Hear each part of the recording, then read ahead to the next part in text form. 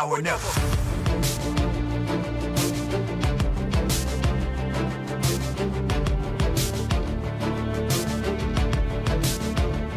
Now or never.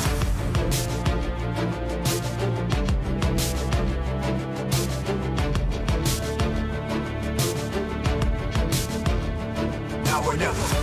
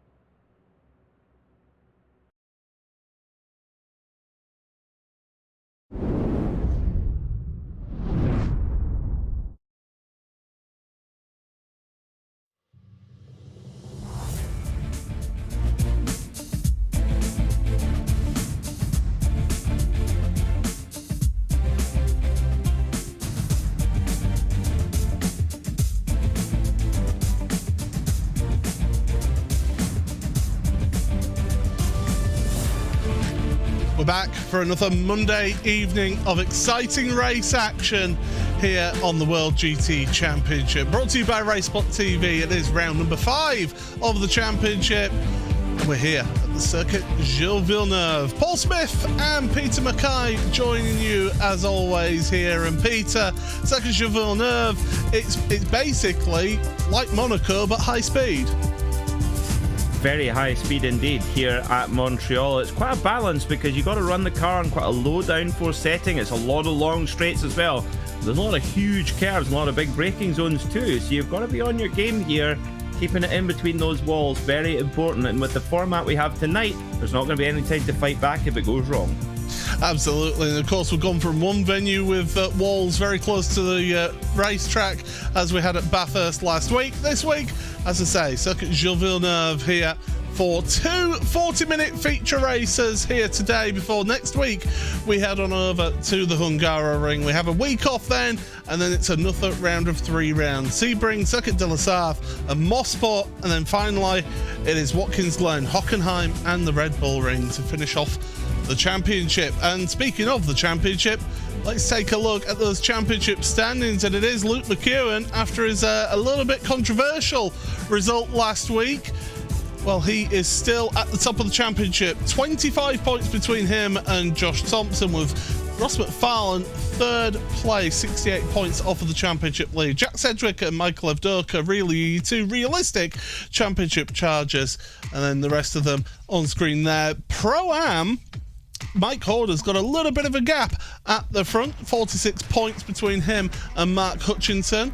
Then it's Paul Webster, third place ahead of Tim Perry, and Christian Rose in 5th place.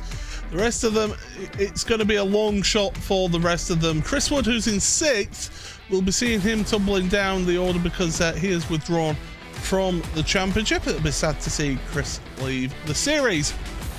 Down to AM Championship now, and Lee Berridge has just got a slim 23-point lead over Andy Archer, with James Whitehouse in 3rd place. He's 65 points off of the championship lead at the moment. Chris Malcharak then, he led AM earlier on in this championship, is down to 4th place with Jack Osborne in 5th, 148 points behind already in 5th place, and the rest of them rounding out your AM Championship.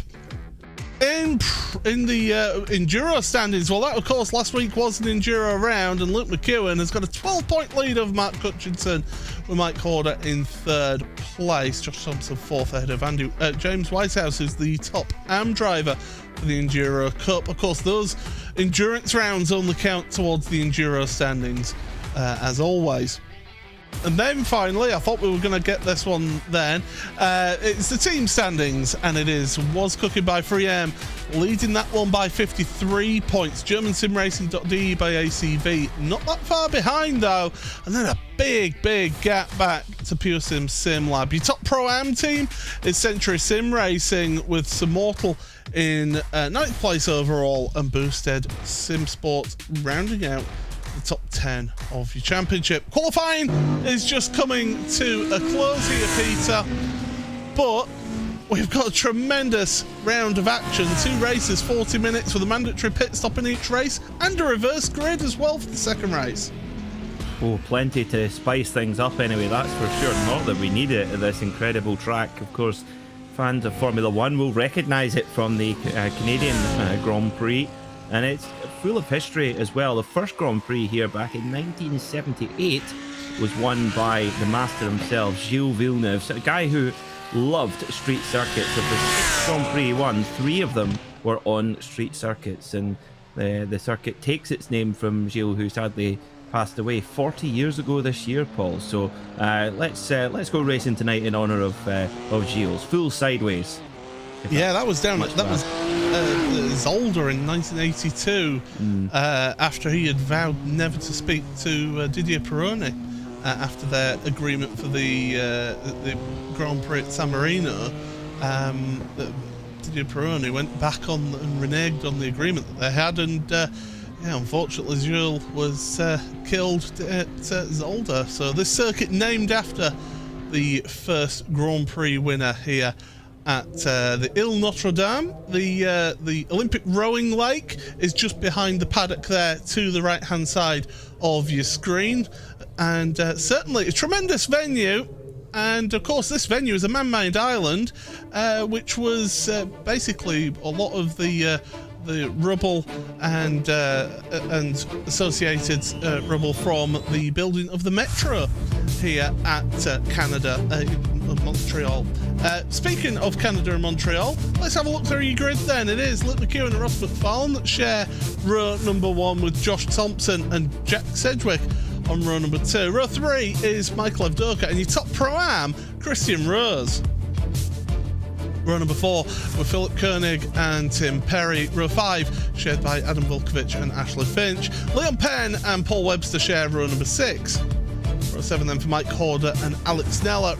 Row 8 for Rhys Saunders. He'll be hoping for a better race than that qualifying. And Andy Archer, your top AM driver in qualifying, on row number 8. Row 9 for Mark Hutchinson and James Crouch, the two Evo SR cars together. And then the third Evo SR car, Chris Van Den Est, then on row number 10 with Ben Gregory. Row 11 for Pete Harrod and Eric Haag with Mark Woodhouse and Lars Van Ryn on row number 12. Row 13 for Adam State and Craig Jones with Jeroen Kaiser and Simon Field on row number 14. Row 15 for Chris Maltrek and Tony Draper. It's the 16th row of the grid for Martin de Jong and Lee Berridge with Bradley Hulse. Good to see him here. And James Whitehouse sharing that row of the grid. Lockie Brown, he'll be gutted with that qualifying. And Jonathan Walker. Keep an eye on Lockie. He'll be one to keep an eye on. Rest of the grid then. Brian Crone and Kevin Kittleman, the two teammates. Jesse Payne Wilkins, Adam Hedgecock, Michael Blake, Jack Belton. Still more to go here. John Roberts, Nick Salaputis, Nathan Healy, David Michael Nichols, Toby Ward is in 47th. And the back few drivers who did not set a lap time: Marvin Lesmoman, Adam Watson, Robert Lundgren and Jack Osborne. So that's your grid. We had to fire our way through it because all the drivers, they're on their way to the final chicane. The Wall of Champions awaits them. Will it be a champion that hits it? Well, Luke McEwen is going early. He's not waiting for the green flag. He's gone. He's made the jump out the final corner. And it's round number 5, race number 1 of the evening here in the World GT Championship, down towards the chicane for the first time. And oh my goodness, we've got a traffic jam at the end of the circuit. James Whitehouse facing the wrong way. As we go through, Johnny Walker in there too, Paul. Yeah, as we go through, we carry on, and well, we'll see how we all get on here. And more drama further down. That's Mark Woodhouse on the Team Mad Cars. Careful, wait until they're all through. Certainly not. We were expecting a little bit of bumping and barging, unfortunately, here. So far, keeping green flag racing here, Peter.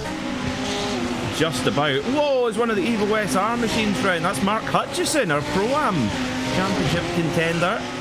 Dear, oh dear. Mark had a good run at Bathurst a week ago, and that's, oh dear me, the road block. Nick Salaputis taken up there. Marvin Lesmillan, another big name taken out. So, oh dear me. Big attrition rate already, but that's Montreal.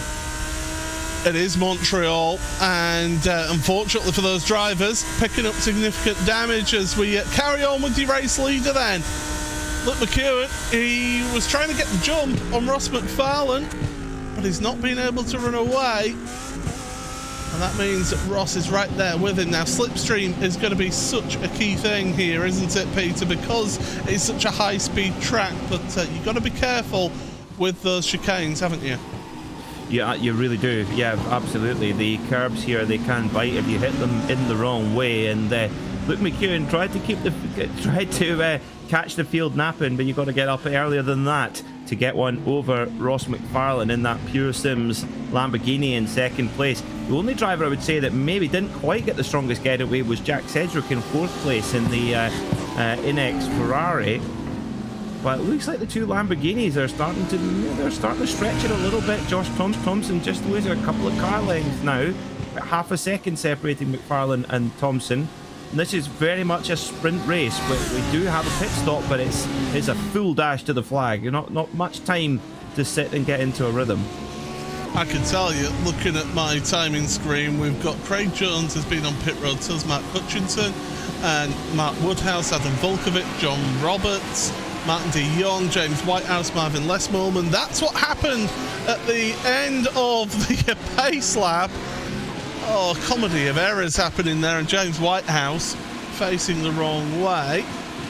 See if we can find it. Did he do it himself? Yeah, he's just spun it himself. It's mighty frustrating for the drivers following, who are blameless in that, but yeah, it shows you, well, the curbs can bite at, let's be honest, a quarter racing speed. They can certainly bite at racing speed, but no problem for the leading 4 or 5 cars at the moment. Michael Avdoka as well there in 5th. He's got an outside look at the championship as well. But let's see what happened to Woody. Mark Woodhouse just loops it on cold tyres, then gets thumped, bang. Oh dear. Lee Berridge, is that Berridge involved in that too? The 54, well, that is Lee Berridge, our championship leader in AM. So not the best of starts for Lee. And it just shows around here, doesn't it, that you've not really got any places to go.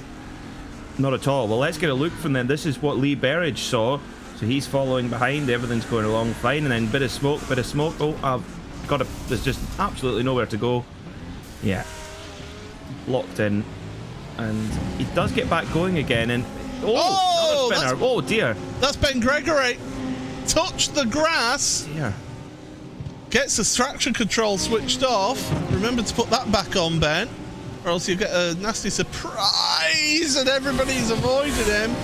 But he's got significant damage to the front of that car, and I'm not surprised because that was a heavy hit with the wall.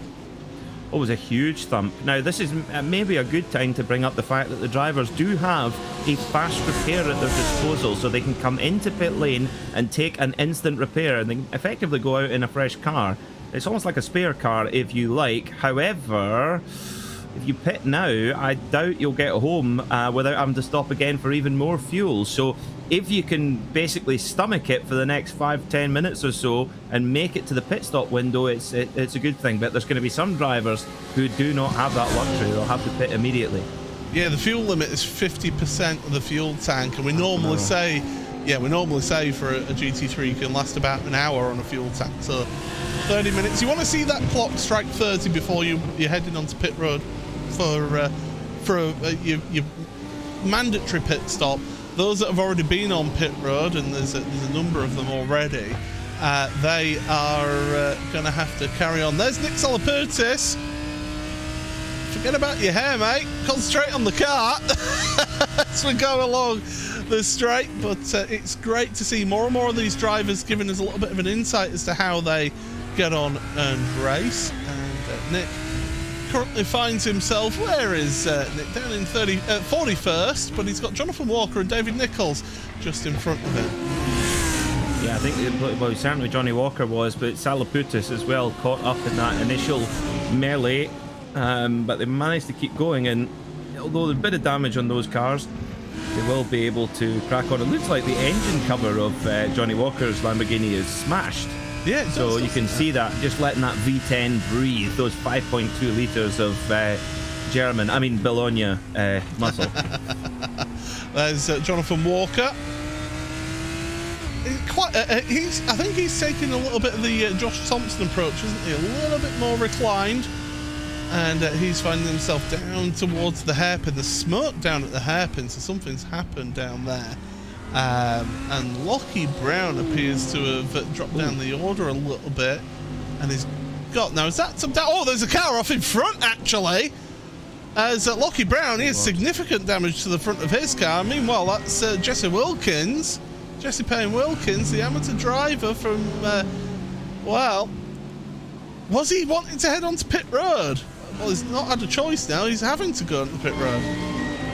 It's certainly not his initial... Oh, dear me. Lockie Brown just gets unceremoniously nerfed by one of the year one BMWs. Under braking. Was that Brad Hulls? It could well be, actually, He's yes. in a BMW. Oh, yeah, he's missed his braking point there. I mean, even Brad isn't making that. Oh, the young lad from Barnsley, he'll be kicking himself for that mistake. Now, what happens here? What happens here to Jesse? There's a move to the inside by one of the Century Sim Racing cars. It just gets into the back of Jesse. And then Lockie manages to avoid it just about and able to get in and get his fast repair. Maybe it'll be a big ask, but maybe some of the drivers taking their pit stop now, they will have to fuel save massively to get home without a stop. So yeah, far from ideal, but certainly a bruising start to the race here. But it's Luke McEwen leading in the number 6 Logitech Altus Lamborghini, with defending champion number 1 Ross McFarlane right on his tail.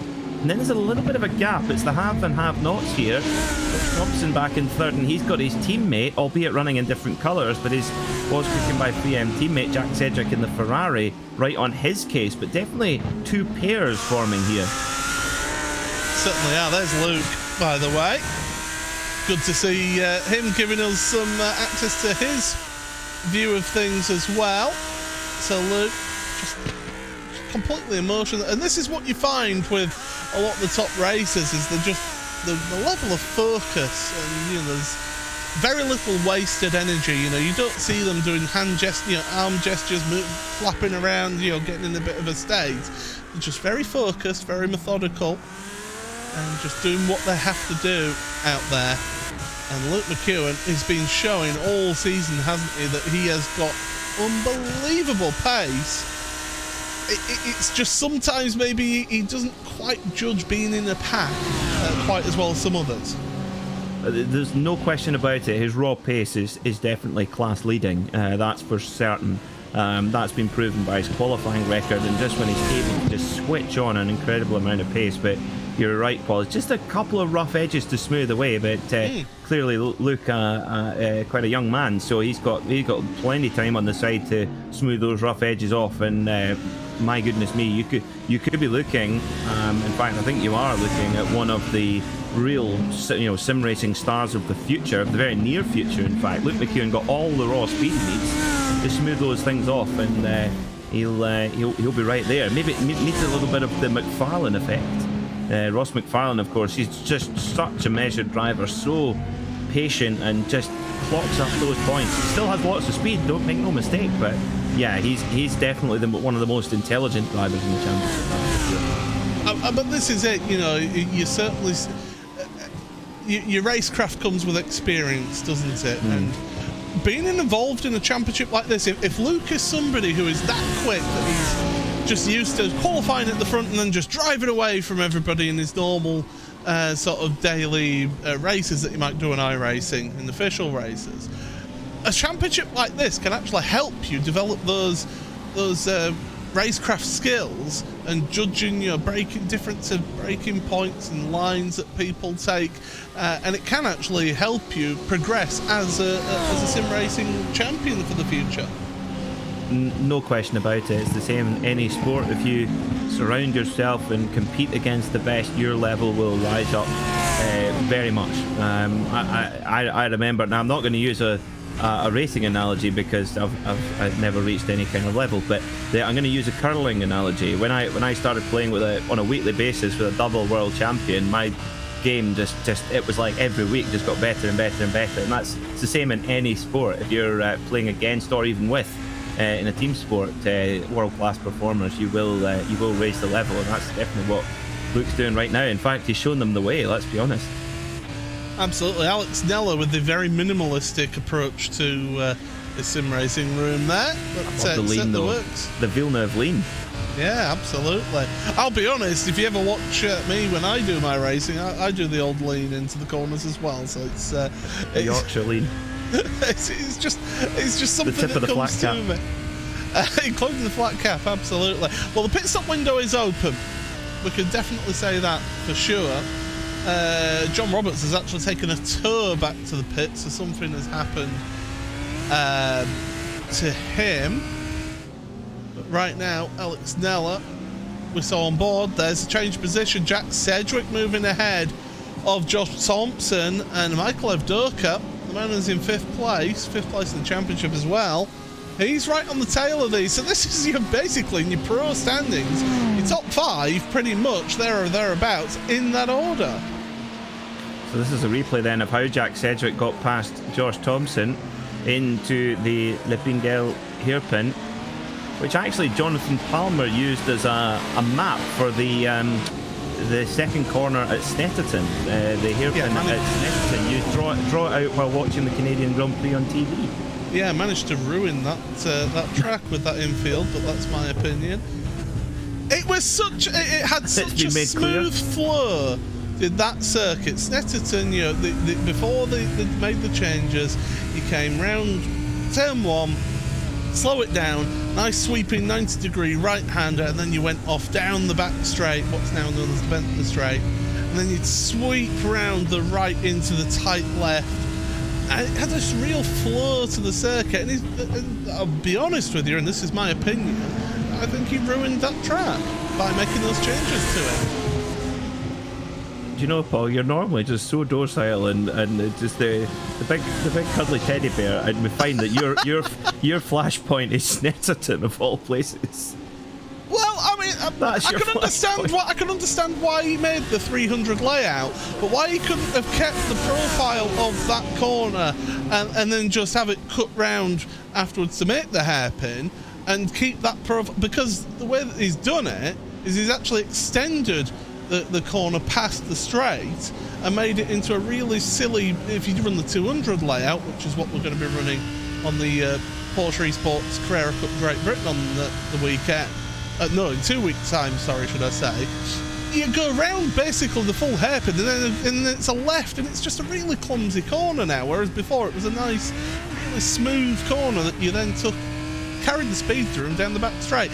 But anyway, let's forget my dislike of Snetterton's new layout and concentrate on Tim Perry, currently in 4th place in your Pro-Am Championship, and he's currently in 10th place, 2nd place in Pro-Am in this race, so doing a sterling job there to be in the top 10, and he's keeping people, Alex Neller, Paul Webster, another Pro-Am driver behind him. In fact, Mike Horder is battling with Paul, as you can see on our timing tower on the left hand side, so plenty of action here throughout the field. It's certainly been an intriguing opening to this race here.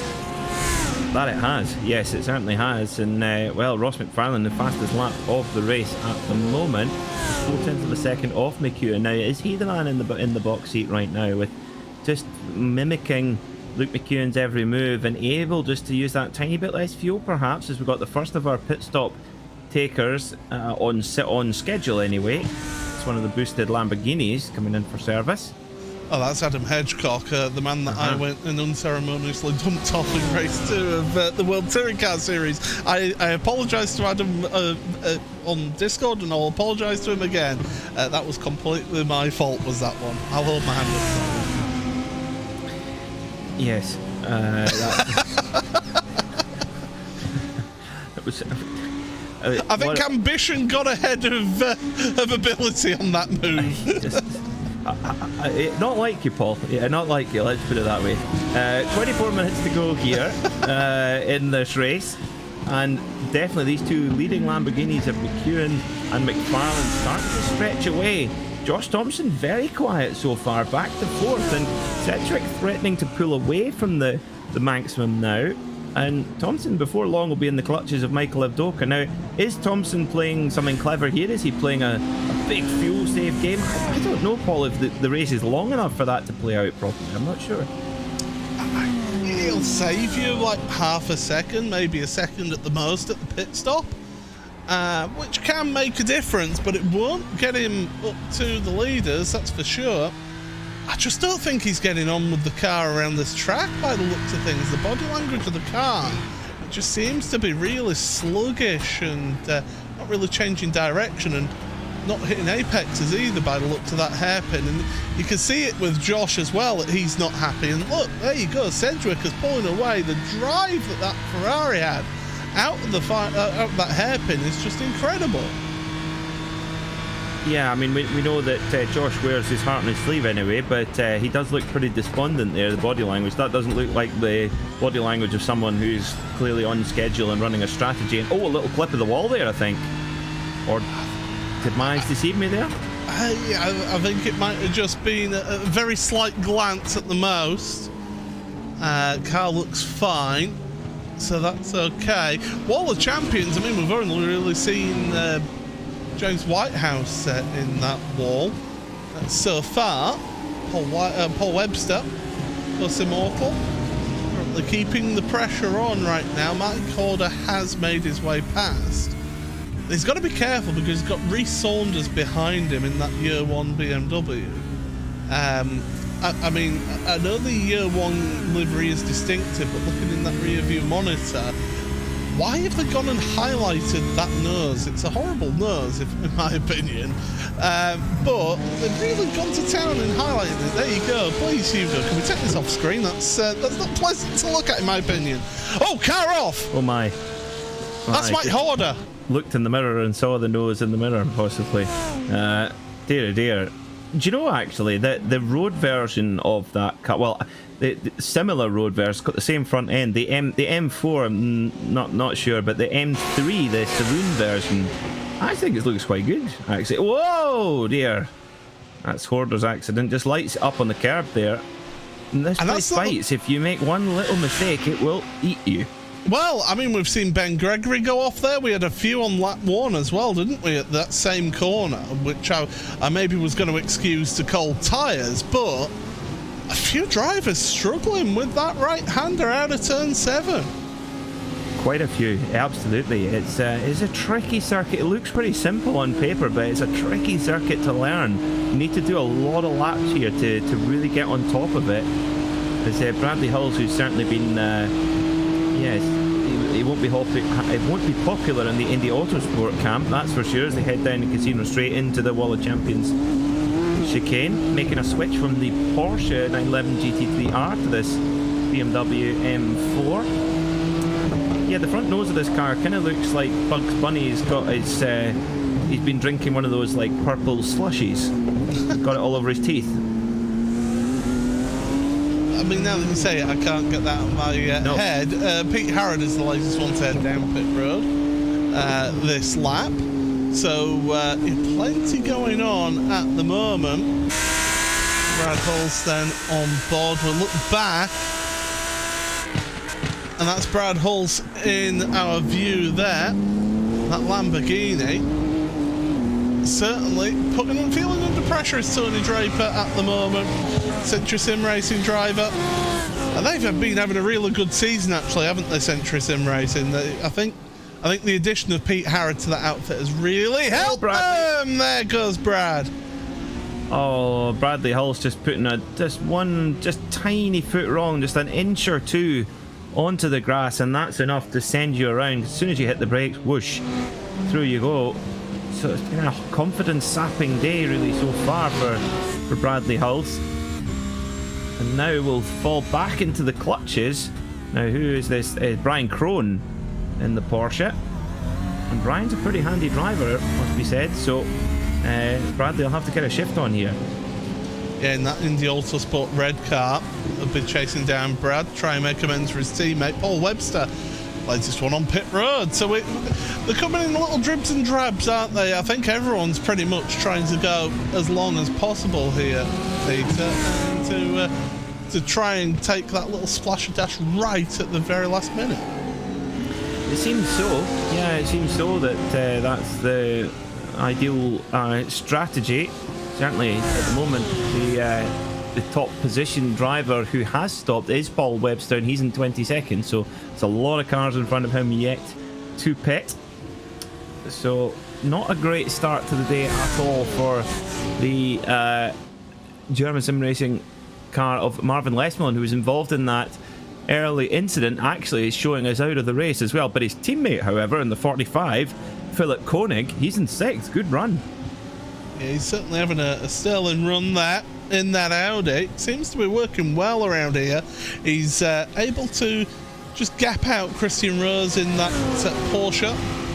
right behind him, and then you've got the Ferrari behind him, which is Ashley Finch. So as they head on through the final chicane past the Quebec wall. Welcome to Quebec. Well, it's welcome to World Champions, if you ask me, as they go across the line to see another lap in the books. Mike Horder, your next one onto pit road. I'm not surprised after his little kiss with the wall. Yeah, good time to just come down and make sure if the car's not feeling right, get that fast repair and get back out on the circuit with a fresh feeling, if you like. See, I loved it. I love the look of that number 64 Adam State, the Sim Ink machine in blue and black. It looks lovely. Very, very nice. Well, it's actually blue and navy, I think, with the carbon roof. And you're right, Paul, that does hide the Nashers on the front of that car. I'm getting yellow flags down on pit road, and that's why Craig Jones is facing the wrong way. So what on earth is that? He's got a lot of damage to the rear of his car now. Has he had contact with a wall, or has somebody else made contact with him? And in fact, he's decided the best course of action is to take the tour. Take the tour from pit lane to pit lane. It shouldn't be a very long one then. You could take a push. Right, let's see. When he comes. Oh my goodness. Is that Lockie Brown? Yeah, I think so. Yeah. Oh my. Now, I'm sure that's over the pit lane speed line, so surely Lockie would have been speeding at that point, no? No, it comes up later. It's where the yellow yes, the cones is. were just gone through the cones, but you got to think that Lockie wasn't going to get that slowed down in time. Surely not. No, that is very ambitious. Is that attempt to get onto pit road? Here we are, looking from above. Well, I mean, I think he was speeding going backwards through the cones there, to be honest. Quite right. I think there's no way. Well, he's absolutely flat in sixth gear, on the brakes, never making it in a million years. No. He could cop a big penalty for that, because that's really silly. It certainly is. And that caused Craig Jones to take a tour back to his pit box. He felt that it wasn't safe for him to try and turn around because, I mean, he was right in the firing line of pit entry when he was facing the wrong way as well. So I think a sensible approach to that by Craig to decide, you know what, let's just take the tour. Lads, come down the pit lane, push us to the pit box, and we'll go again. Meanwhile, McEwen, when's he coming onto pit road? Well, not for a while yet. Through that chicane once again. What's happened to Jonathan Walker? Our friendly 3M driver? Almost parallel parked that perfectly. That was like a Nick Swift mini brake turn. Very stylish. But do you know what? If you're dressed head to toe in 3M racewear, you are that stylish. I used back when I used to be a rally marshal. Paul Swift used to be a regular at rallies that I marshalled at on the club rallying scene. And around goes Simon Field. Well, he's not hit a wall, so that's fortunate. There's a bit of runoff there. He's not scratched that lovely paintwork. Very important. Oh, but this is it's so painful. This is painful. Yeah. When you've got to watch all your rivals going by, some might even give you a wave, some might make other forms of communication with their digits. But back at the front, Luke McEwen now. Interesting. Quite a lot of traffic now, with 13 minutes to go. So I wonder if this will force the hand of Luke McEwen, or will he risk it in the traffic? It's one of the very few Mercedes in the field gives best. Now, this is the question. Do you try and force your way through traffic now, or do you think, I've got traffic in front of me now, is there any free air for me to fall into if I pit? And this is where you need a good strategy, and the pit window very much open for him. Wow, how did he get that stopped? That's right on the line, I think, for not picking up a penalty for him. So just look at, he's just studying. He'll have like a little timing chart up on another monitor. You can see he's got a monitor above him, so he's just studying everything, and then, right, back at the pit stop. No drink, nothing. Just he'll be back out in about 5 seconds time.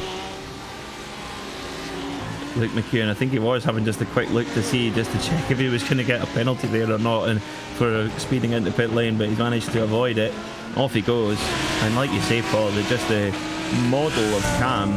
That there's somebody who's very content with their pace behind the wheel. He gets back going again. So McFarlane and Evdoka carry on. So are they going to go a few laps more, or are they going to try and cover McEwen off? We shall see. Well, it's close, isn't it? Because we're 12 minutes remaining, so basically he'll be very much a case of 1, maybe 2 laps longer than Luke. He was behind all the time, don't forget, as well, Peter, so he will have had a little bit of fuel saving there, will Ross. But I certainly expect either this lap or the next lap for him to come onto pit road as we go along. Somebody asking, people using controllers, no sim wheels? In this series, no. Everyone on the grid has a wheel, and that is something that can happen on pit entry if a car is taking that chicane. They're running a lot slower, and Ross, very last minute, having to dodge that car, that Century Sim Racing car that was carrying on the track. That was close. That was very close there as well, and I wonder if that... I don't know if that'll cost Ross McFarlane any time or not. We'll be able to compare the pit lane times. So a splash of fuel then. And where will Ross McFarlane come out in comparison to Luke McEwen, who comes through there? There he goes. Yep, so Luke McEwen's going to come out in front. Might well have even made up some time. We'll try and compare the pit lane times. Don't forget, you do get fed out on the exit in the middle of turn 2 on the outside. True, but I think McEwen's got it comfortably. Yeah. Yes, he has. Yeah, he's definitely gained. So in the lane, Luke McEwen has gained by just 0.2 of a second in the lane, and all of that was in the pit stop. Now that is curious. So Ross McFarlane has actually taken 0.2 of a second longer at the fuel pump. You would expect that he would have used less fuel, but does that mean McEwen is running very close to is he going to be tight on fuel? Well, we'll have to wait and see. You are watching the World GT Championship here, season 11, round number 5, race number 1 of the evening. It's one of the feature rounds, so you've got 2 40-minute races, both with a mandated pit stop. And the second race, we do have an inverted grid that we decide at the end of this race. And so far at the moment it is your pole sitter Luke McEwen who leads this race by 2.2 seconds over Ross McFarlane, and Jack Sedgwick in 3rd place has managed to keep that place ahead of Josh Thompson and Michael Evdoka. That's your top 5. There is a Team Madcar of Jeroen Kaiser facing the wrong way, and hopefully nobody ends up collecting him. That's an awkward position to be in right there. He does pull away, but he's got significant damage to the front of that car. Yeah, it is. You do need to do your best Austin Powers impression when turning around here, and big hit to the wall. Yeah, they're evil, these cars, but that's part of the challenge of this circuit. If you hook it up and get it right, very important. It's very helpful. Also, it's the way you set up the car as well, getting it to ride these curbs effectively, not pogo you off the road. And that's where that preparation time comes in. Yes, it certainly does. Christian Rose, by the way, is your top Pro-Am in 6th place right now. The next best Pro-Am is Tim Perry, who's in 11th place. That's actually a good haul of points then for Christian if he can stay in 5th place. There's Alex Nella that we're on board with, one of your pro drivers. Your 3rd place Pro-Am, by the way, is Paul Webster in 13th place out of this race. Your top AM driver after all these pit stops is Andy Archer. So he's having a good... We've barely mentioned him, have we, Andy? But he was one of your early pitters. He's up there in 20th place. 22nd for Tony Draper. And Chris Malcharek right behind Tony in 23rd. So we've got some good battles throughout the different classes here. But right now, Alex Nella keeping the pressure on Leon Penn, one of our newcomers to the championship. Great to see people coming in and joining the series all the time. Just shows that people want to be racing in the World GT Championship here. Oh, definitely. I think the series has a wonderful reputation in the sim racing world, and yeah, great competition, great teams, great drivers, and brilliant to watch. Actually, if you can't get a spot on the grid, well, it's super to join us here on RaceSpotTV on Monday evenings. And this championship battle, well, could go all the way to the wire. Well, I think it all comes down to how Luke McEwen's delivery in the race actually comes through. I mean, pace-wise, like we've talked about, very, very strong, but if he can just put together consistent finishes, keep the car on the road, and keep out of trouble, he's definitely got pace in hand to be able to make life very difficult for Ross McFarlane to defend his championship, and for Josh Thompson, indeed, to try and take the crown.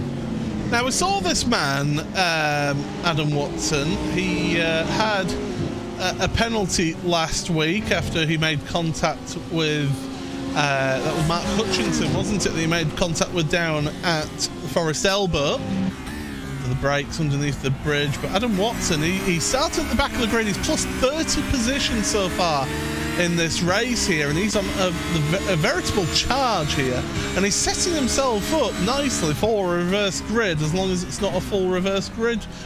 Around the outside of the hairpin. Nope, trying to get the cut back. Look at that, Adam State chopping his nose off. But at the head of this little gaggle of cars, once again, Chris van der Nest, the Pro-Am, putting a sterling job in for Evo SR, because you think back to last week at Bathurst, he really did hold up a whole heap of pro drivers and did a sterling job at that. Yes, he did. Yeah, proper giant killing stuff from Chris van der Nest and Adam Watson here, right in the heat of the battle, trying to get past Adam State in the number 64 BMW, coming down into the Senna S. Has a big lunge up the inside. Does well to get that stopped. There's almost an element of surprise on Adam's face going there. I don't quite know how I made that corner, but I did. It was all crossed up, wasn't it? The look in his face was just brilliant. It's very kind of him, of all the drivers who give us the access to their cockpit, because I don't think I could give access to my cockpit, because it would just be there wouldn't be able to be any lip readers in the house, that's for sure. We just have to make sure there's something covering your mouth on the camera or something like that. That would work. A face mask. Yeah, true. You could wear do you know what? I have seen sim racers take the simulation and immersion to the extreme by actually wearing a helmet whilst at sim racing. But there you go. I think Adam Watson's actually one of those. Valentino Rossi AGV could do that. It does smell a bit though. Yeah. It's still got all the bugs on it from 10 years ago. Oh! Now, that's Josh Thompson. Evdoka. And Evdoka, yeah. So Thompson losing the position to Michael Evdoka. So he's gone backwards in this race, as Josh. I said, didn't he, that he just didn't look to be comfortable with how his car was handling. And it's showing in this race right here. Yeah, it does. Yeah, it really does look all at sea. And one thing, as we know, is like I said, Josh is when he's on it, he's just an incredible driver. But I think maybe just getting a little bit downbeat here as well. But it does seem that he is at a pace deficit to particularly the Lamborghinis. They look very strong. And the thing is that if the Lamborghinis are fast on a track like this, which is all about sheer grunt and horsepower, it's a brilliant car in the corners, as we know. So the Lamborghini looking a very strong package at the moment. And the thing is, Paul, not many moons ago at all, this would be a BMW track. This would be a perfect run for that dragster of a car. There's Lee Berridge on pit road. So after getting repairs done at the start of the race, he's now made his final pit stop. I'm going to pull out a phrase of Ron Dennis. It's suboptimal performance from Josh Thompson. I do. Funny enough, we were talking about Gilles Villeneuve, the remember Tommy Byrne. There's a brilliant film about him called Crash and Burn. And Tommy lived as fast as he drove, as one of the Team Mad Cars, Michael Blake, having a bit of a spin. But yes, Tommy, he got a test for McLaren, and no, wait a minute. Yeah, look at how close this battle is for the lead. This is the lead right here. Luke McEwen having to go defensive. Ross McFarlane, traffic must have played a hand in all of this to bring him right up, because McEwen was 2 seconds in the lead. I mean, he lost about 0.6 of a second on the last lap alone. Is McEwen having to fuel save? You mentioned that he might be pushing it, didn't you? I think it could be, yeah. His best lap of the race is a 1:34.265. Last lap by a 1:35.1. McFarlane was a 34.5. So McFarlane definitely in it, and I think they might just. It's going to be very close whether they stretch 2 laps. And if they do stretch 2 laps, as McEwen have to defend very hard. Yes, they are going to be. This is not going to be the last lap, so we're going to go well into overtime. 1 minute 35 laps. It's now 1:45 to go, so we're going to go well in. McEwen's in trouble on fuel, I'm sure. Last lap for McEwen, a 36.0, a 35.7 for Ross McFarlane, who takes the lead of this motor race. So Ross McFarlane, but Luke's not giving this one up. He's going to look to the inside of turn number 3. No room there. Single file through this section of the track now, but McEwen, his last few laps have been 35s and a 36, so he's not been on pace this last 3 laps. Ross McFarlane has certainly been pushing all the way. More traffic though in front, and that could yet come into play here, Peter. I have to say the traffic is something I didn't expect with this length of lap, as Luke McEwen comes from a long way back to get past the traffic. Really well done there. Closes up on McFarlane even a little bit, but I did not expect the traffic to be so difficult, but it really has been a factor. But let's see, listening there to McEwen, if he's having to lift in the braking zones, you have to think that he will be, because McFarlane just drove past him. That's close one there with Nathan Healy. But we will be going well into overtime, because we're just going to miss taking the checkered flag. So we'll go for one more lap, and that's the last thing that McEwen needs, and maybe he wasn't accounting for that. I'm wondering, has McEwen got a little bit of some damage to maybe his diffuser or something like that underneath, possibly, from maybe riding the curb a little bit too hard or something? Because it is a surprise to just see that pace drop off significantly. Although his last lap of 35.2, so he's gained a bit of pace back. McFarlane though, 34.9 on that last lap. But look at him, he's all over the rear of Ross McFarlane here. We are on the final lap.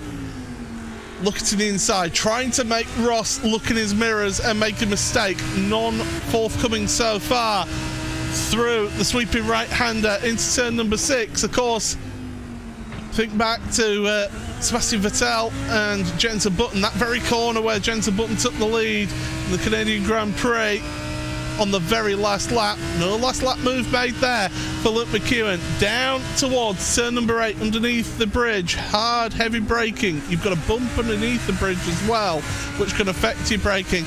Look at the run that McEwen's got through the corners here. And Ross having to go defensive early. He's got to be careful. McEwen can run this one around the outside, get the cut back on the exit, and try and get the run out the corner. But no, McFarlane's got a good exit. But now, McEwen, he's got a slipstream here.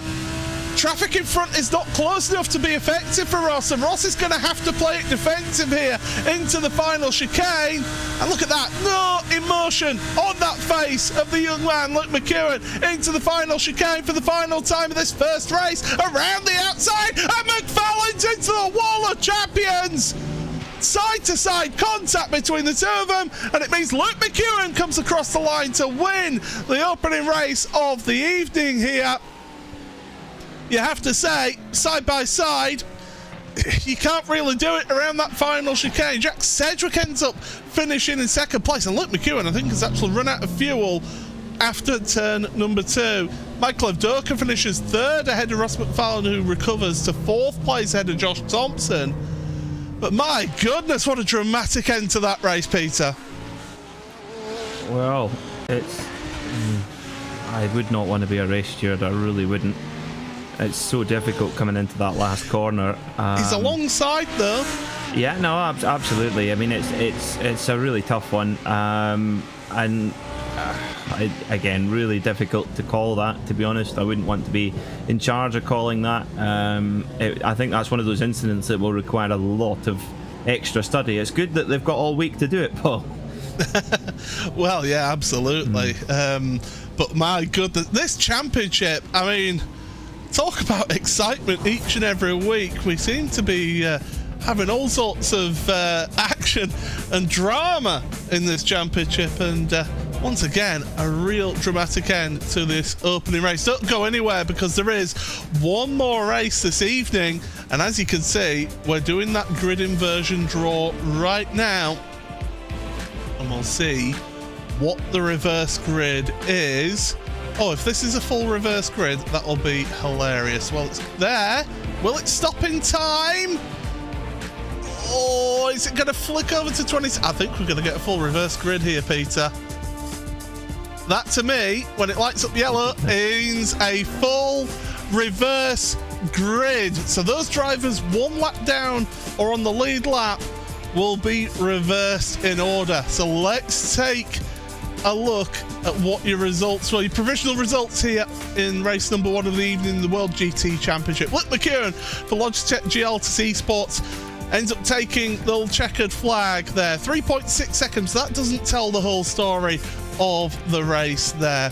Jack Sedgwick, second place. A good result for him for What's Cooking by 3M. Michael Avdoka, third place for Pure Sims Esports, ahead of his teammate Ross McFarlane, challenging to the end for the win. Josh Thompson in 5th place, ahead of the top Pro-Am driver Christian Rose for Pure Sim SimLab. In 6th place, his teammate Ashley Finch in 7th place, ahead of Leon Penn. Alex Nella and Philip Koenig round out your top 10. Tim Perry is his 2nd place Pro-Am driver for Brewstead Virage, ahead of Reece Saunders. James Crouch, 3rd place in Pro-Am for Evo SR, ahead of Paul Webster, Mike Corder, Adam Watson, Pete Harrod, Adam State, Chris van der Ness, with Andy Archer for Century Sim Racing, your top AM driver in 20th place. 21st for Eric Haag, ahead of the 2nd of the AM drivers, Tony Draper for Century Sim Esports.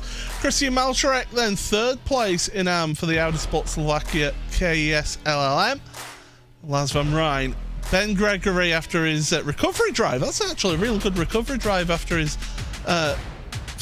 meeting a wall head-on early in the race. Kevin Kittleman, he found a wall as well after contact with Bradley Hull, so actually finishes a place behind him in 27th. Adam Hedgecott, Michael Blake and Jack Belton round out your top 30. Adam Volkovic then ahead of Jeroen Kaiser, their lead lap drivers. These ones are 1 lap down, they're still eligible for a full reverse, so it's Nathan Healy, Brian Kroon, Jack Osborne, Jesse Payne Wilkins, Lee Berridge, David Michael Nichols, Simon Field and Matt Woodhouse. Mark Hutchinson, Nick Salaputis, and on pole position for race number 2, James Whitehouse of Century Sim Esports. Just missing out on that is Toby Ward. Then drivers who did not finish: Martin de Jong, Jonathan Walker, Craig Jones, Lockie Brown, John Roberts, Marvin Lesmorman, and just one more driver, which was Robert Lundgren, who did not take the start. In that, your first of 2 races of the evening. But Peter, I mean, we've got a full reverse grid. I mean, that's going to be a challenge in its own right, itself there. But that first race, my goodness, it was a little bit of a sleeper, wasn't it? But my goodness, those last few laps really just sparked a fire in that one. Yeah, it did. It almost seemed as if Luke McEwen had maybe felt he had to save more fuel than he ultimately did have to, and that's what cost him. It could have been a combination of that and traffic, we don't know, but all of a sudden McFarlane was all over him, and then it came down to that final corner. How many times have we seen that here at Montreal, that final chicane? And it is such a difficult one. Yeah. How you could speak to 10 different people, get 10 different viewpoints on that incident, and yeah, I'm really good that we don't have to make that choice, because I wouldn't want that job. That was really unfortunate. For me personally, I think it's a racing incident. You've got two drivers absolutely determined to be the one come out first into that chicane. They both went in side by side as well, so you expect both to give room. And I think it was just the slightest of side-to-side contact. I just think it was a hard racing incident, in my opinion.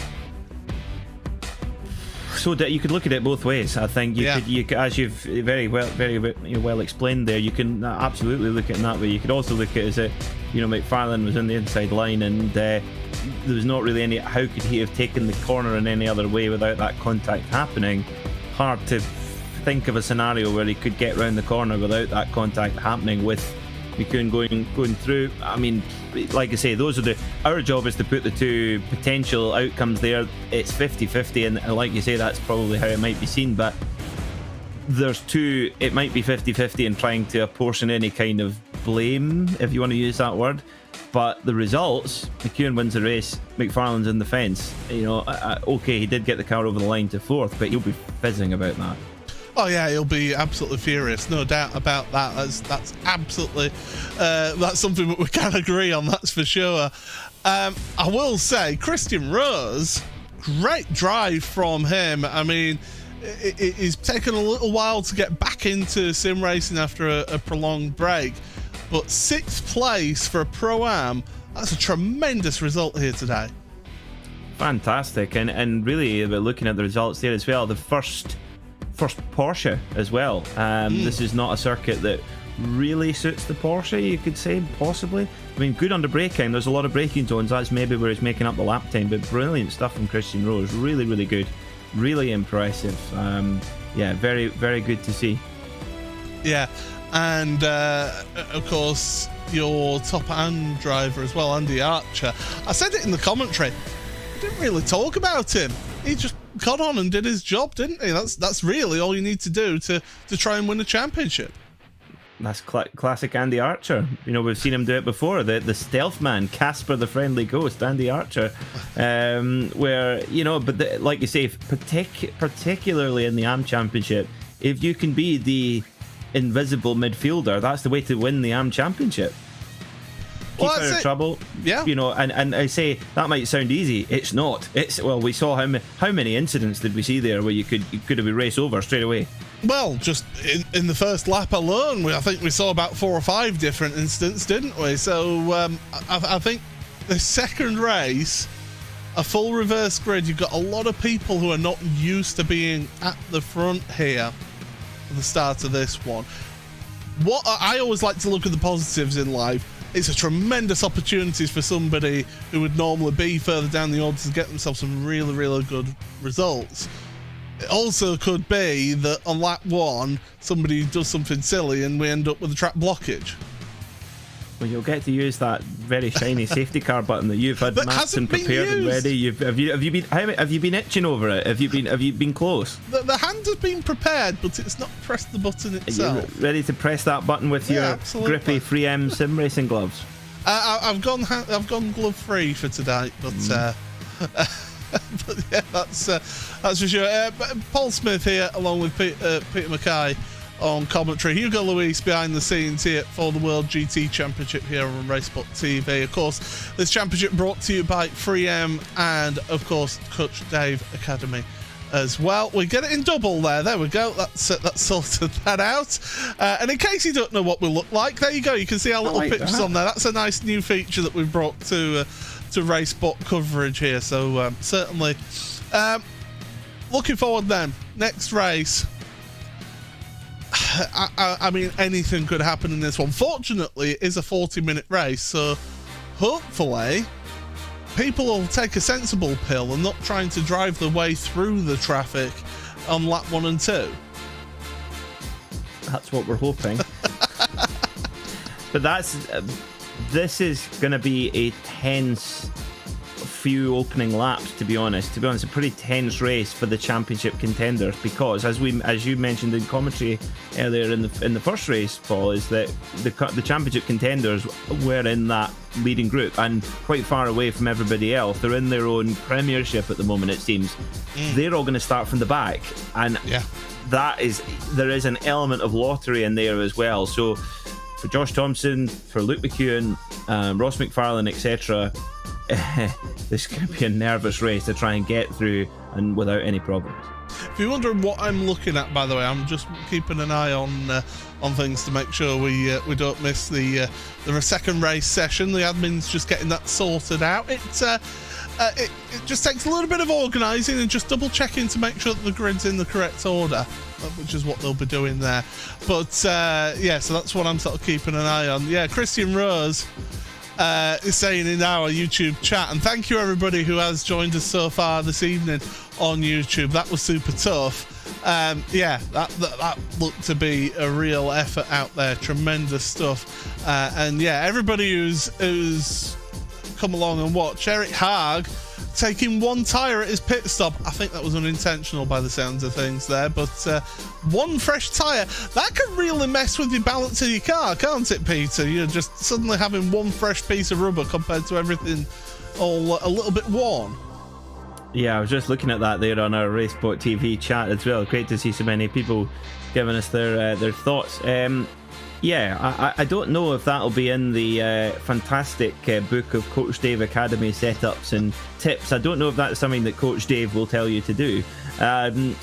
However, we have seen little idiosyncrasies in the simulation technology before, and it takes usually a very dedicated outfit to do the prep work and the looking after every little detail, and you never know. I personally couldn't tell if it was. I doubt it is, as you rightly say. It would, on a real car, that would throw it really out of balance. But who knows? Maybe it's the trick of the trade. Maybe that's going to be the next big trick on a right-hand circuit. You just change the front left, and that's the secret. I don't know. I have actually seen, if I troll back through my memory, of the unfortunately long gone VRS GT World Championship Series at Silverstone one year. The team that won the race took the front left tyre only in the pit stop. It was a 3-hour race. They just took a front left in that race, and that is what won them the race, because they had a shorter pit stop. It got them that gap, and they were able to end up winning that race. It can work for you, can that strategy? I just don't think it was intentional by Eric. If it had worked, he could have pretended it was intentional. Yes, absolutely. Yeah. So there is the theory wasn't so far away. Then it's and that's the thing is with sim racing here in the iRacing platform, you can practice all these things. You can simulate them all. You're not limited to testing time or anything like that. In fact, most championships usually encourage participation and more mileage the better is usually the message from most organisers. Yeah, absolutely, and it's not nothing new to hear of people putting in 30-40 hours of practice certainly for the World Championship level.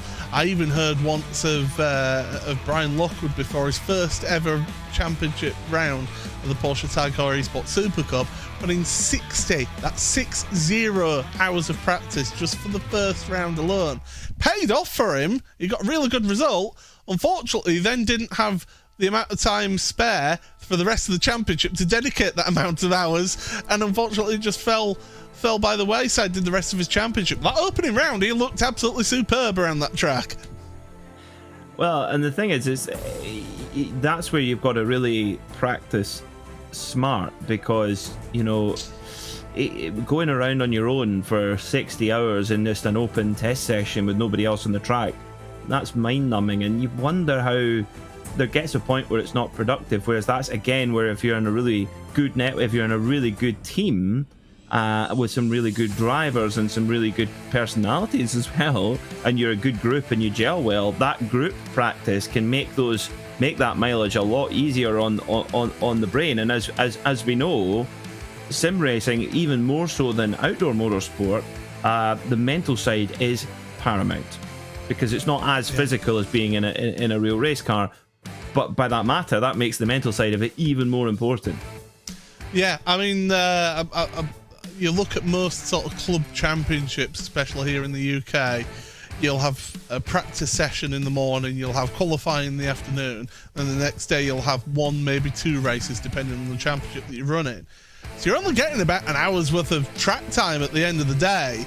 It's not a lot of time you've got out there on track, whereas here on the sim, I fancy doing some laps this morning. Set up your wheel, 5 minutes later, you're out there. But speaking of being out there, the drivers are just getting a little bit of practice in before the second race of the evening. Speaking of it being the evening, it's late afternoon in the session. I can tell you it's around 6:47 in the evening in session. So the conditions will be a little bit cooler, and hopefully we can get to actually see those conditions on screen, because I can tell you that it is a partly cloudy sky. There you go, 22 degrees air temperature, other 23 degrees track temperature, 69% humidity, so it's not too much to worry about. A nice light breeze of 12 kilometers an hour. Certainly, Peter, the conditions do favour being able to push these cars to their limit, but it does mean that the opening lap will be a little bit sketchy on those cold tyres. I think those conditions are absolutely perfect. The drivers will be relishing these, and we could see some really hot lap times. We saw some of the top runners dipping into the 34s in the first race. Who knows, we might even see a 33 at some point, because these conditions are perfect. Why are they perfect? Well, the main thing is not overheating the tyre, is actually keeping the tyre in a perfect operating temperature, and these slightly cooler track temperatures allow the tyres to stay in that window. If they overheat on an excessively hot track, it can get very greasy and can slip and slide around, and you just lose lap time. So the drivers will be, they will be licking their lips ready to get going. They certainly will. 2 minutes 40 seconds of warm-up coming up here before we then head into the second race of the evening. I'll have to do my best speed reading impression when it comes to the grid for the second race, because once again 50 cars on the grid here, so we've got a lot of cars to go through. 25 rows of the grid to make my way through here. And certainly this is going to be a good race, and yes, full reverse grid, it always produces something either special or also can be something silly. We'll have to wait and see which of those two it is, but definitely these drivers, some of the more experienced ones, some of the ones that have been in the championship a long time, this is where they will really they'll really feel the benefit of their experience of running this championship, won't they, Peter? Absolutely, that experience of, and sometimes hard experience. If you've been starting deep in a reverse grid pack, you've no doubt, if you've been in this championship long enough, you will have come across an incident where you've been caught up in somebody else's incident, and you learn the hard way, I think, with things like that. And yeah, the drivers coming from the back of the pack, they'll have to be super careful. But again, that's something that we see, particularly Ross McFarlane, not just here in the World GT Championship, but other championships in touring cars and things like that with reverse grids, where he's just able to just sneak his way through and able to maximise each race. I'm still bitter about that reverse grid on Thursday, but fortunately my teammate Tyler Macton was the one who benefited from it. Unfortunately then got a little bit bullied through the race. If you're wondering what I'm talking about, well, it's the World Touring Car Series, brought to you by the same organisers of this championship. Thursday evening here on RaceSpotTV, 7:45 UTC for live coverage of that. Nolan Rempel and Peter Mackay on the call for that. And it's certainly been an eventful championship so far, hasn't it, Peter? Yeah, you could say that for free. Yes, it certainly has lived up to the touring car reputation and more. That's for certain. But yes, it's have the bruises eased down yet, Paul? It's certainly a bruising encounter on yes, Thursday night, that's for sure. It's the Red Bull Ring is the next round of the World Touring Car Series, so make sure you join RaceSpotTV for that. And yes, as Peter alludes to, I am actually participating in that championship, so do check that one out. But the clock strikes 0 here in the warm-up session, so we'll be getting ready for your starting grid. And I can tell you, on pole position is Nick Salaputis on pole position ahead of James Whitehouse. That's the front row for them too. Matt Hutchinson and Matt Woodhouse then on row number 2 with Simon Field and David Nichols. then Lee Berridge, Jesse Wilkins, then 7th and 8th places with row number 5 of Jack Osborne and Brian Crone, and Nathan Healy, your own Kaiser, the next two. I think those cars are a little bit askew there, because your own is certainly not even an EVSR car.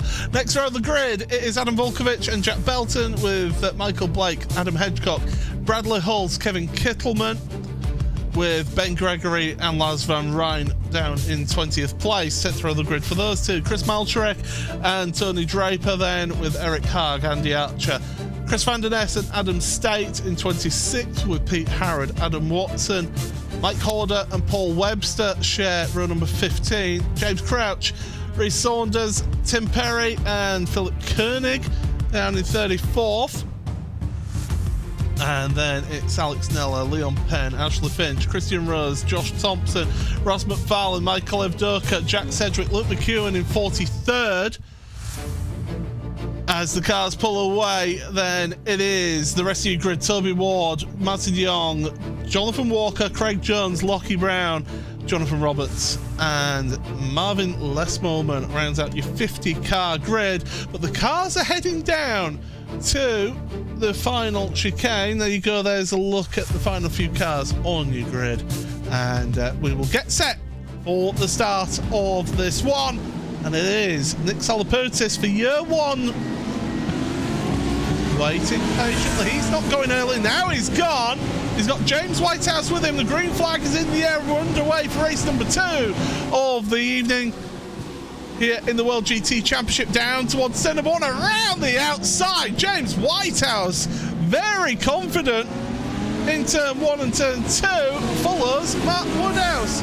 So Nick Salaputis, your pole sitter, down to 3rd place at the moment.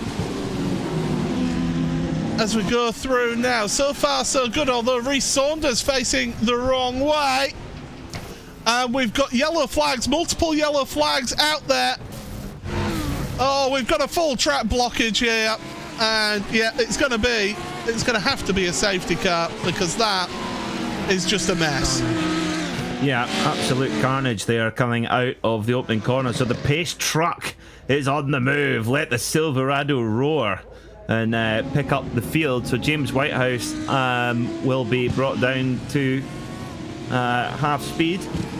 There he is, and Mark Woodhouse right behind him then in the Porsche. That'll bunch the field up as well, so the drivers will have to be careful again. It's almost effectively a re-go of the restart, albeit with maybe 1 or 2 cars less, but the drivers will need to exercise the same caution in those opening corners when we go back green again.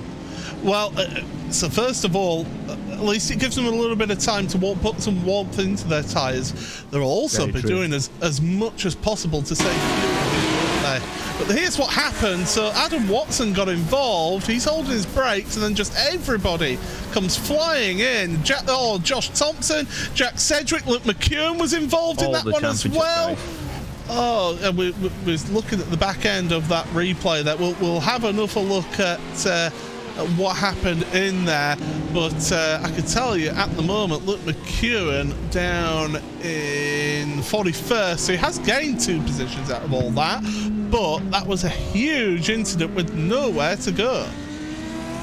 No, absolutely none. And what did we say? You know, that it was an element of lottery in there, and that was certainly it. The Russian roulette did not play in the favour. And it looks like Adam State just kind of runs out, doesn't realise there's someone on the inside of him, and it just triggers an absolute NASCAR style pile up.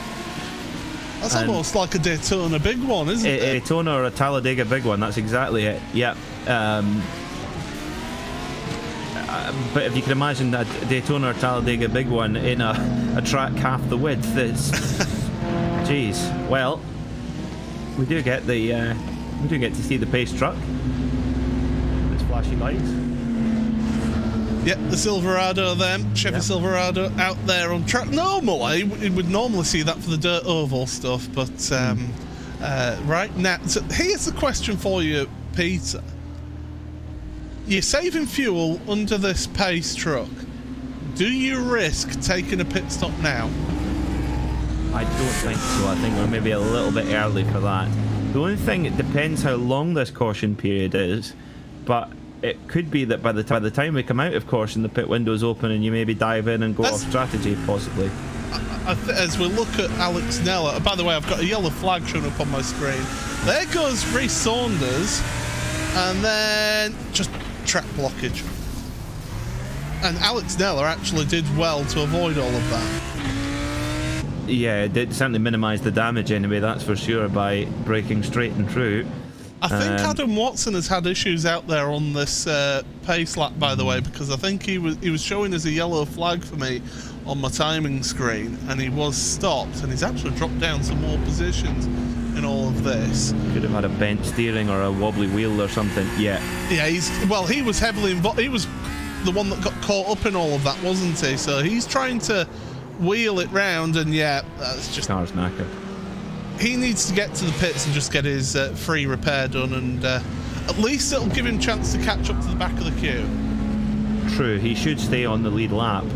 Yeah. And actually, as you might say, as you mentioned, Paul, as a possibility, it could actually be that it maybe plays in his favour, because he's then got a fresh car, he's taken his fast repair, he's done his mandatory pit stop, and if he can fuel save a lot, he could actually carve through the field as everyone takes their pit stop. So he actually might get away with it in a way. Here we go then, pit party, as we look at Josh Thompson.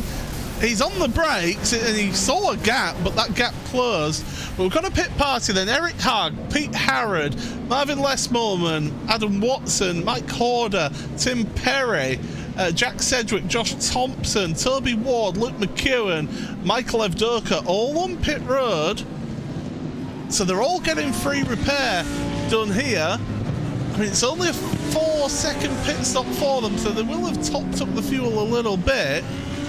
And then it's just a case of, right, try and fuel save for the rest of this race, potentially. I think there's a lot of drivers that have been left with no other option, really. They've got to take this chance and hope that the pace truck will be particularly sedate. Well, its lights are off, so we're going racing at the end of this lap. Yeah. Interesting, we didn't see the pace car come out in race 1, which was the Porsche 911 Touring. But this time, for the second race, we've got the Chevrolet Silverado, the official truck of the World GT Championship.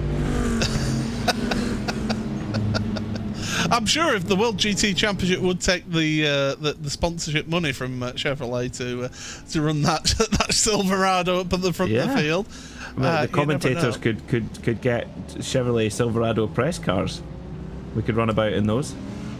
Well, you could, I couldn't, because I don't drive myself. So well, then we'd only need one then. We only need one then. We could just share it. Yeah, I'll drive you around. It's fine. Yeah. Well, we're getting ready for the start here, so let's just quickly take note of where things stand at the moment. James Whitehouse is your leader ahead of Matt Woodhouse. Nick Salapoutis, third place ahead of Matt Cutchinson.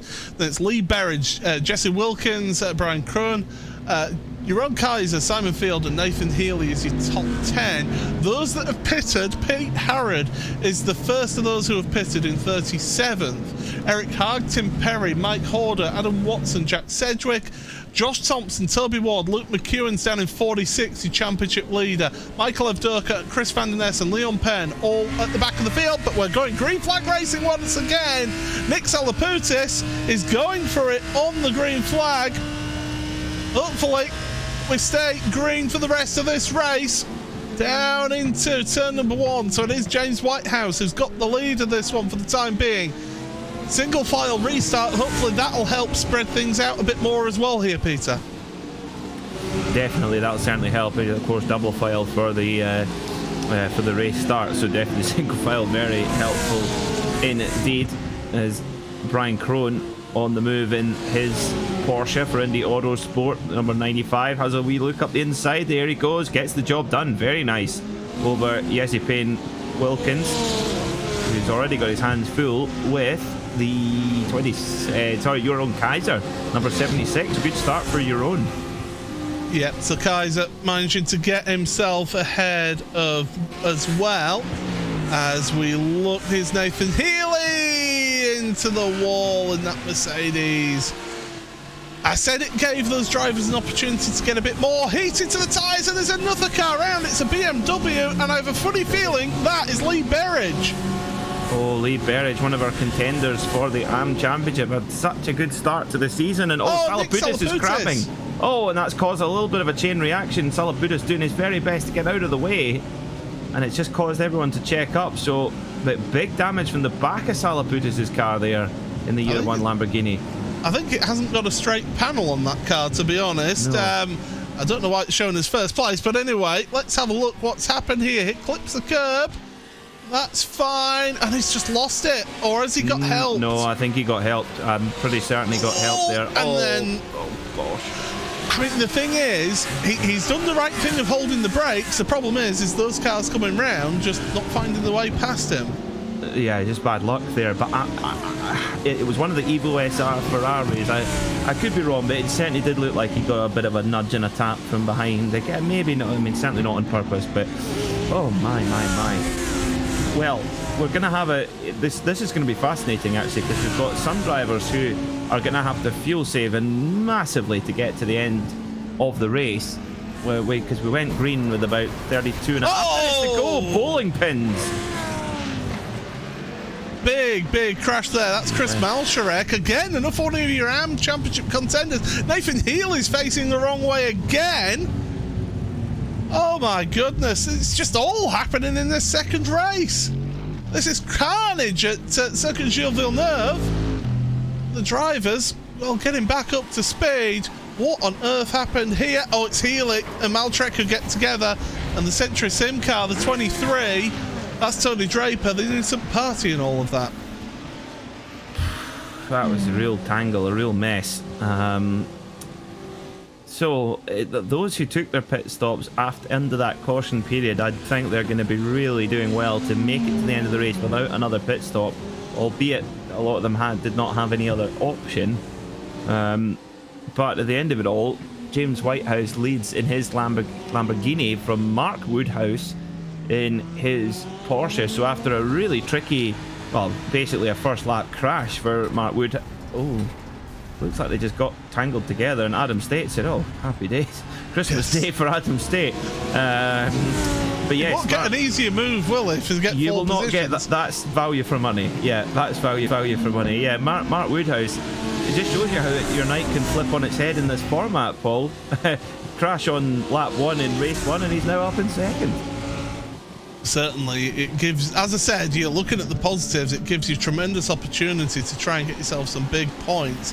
Here's Paul Webster. Oh, that's a little bit of help. And that, I believe, was Ross McFarlane getting into the back of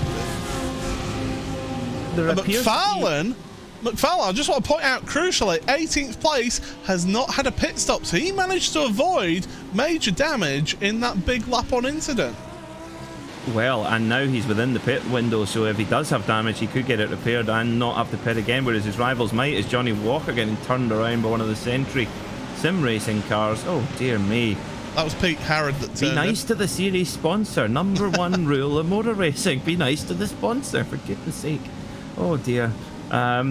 Yes, this could actually, although, again, Ross McFarlane's night went from pretty good to not ideal, being turfed and ended up in the wall at the end of race 1. Now he's in a really good spot to potentially take a big win over his rivals here. Goodness me, it's all happening. The only thing I would say, Paul, is there's a lot of overlap in speed here as well. There's a lot of incidents that are, I think, just down to the sheer delta in lap time between the fastest drivers and the not so quick guys. Yeah, and this is part of the reason why you have the different categories of drivers, isn't it? Your Pro-Am and your Am. But it also gives the way that they've got the number board set up and the window banners and that, and also in the sim as well. That's Bradley Hull's getting turned by the 55. That was a little bit rude, was that? But certainly Brad Hull's able to carry on.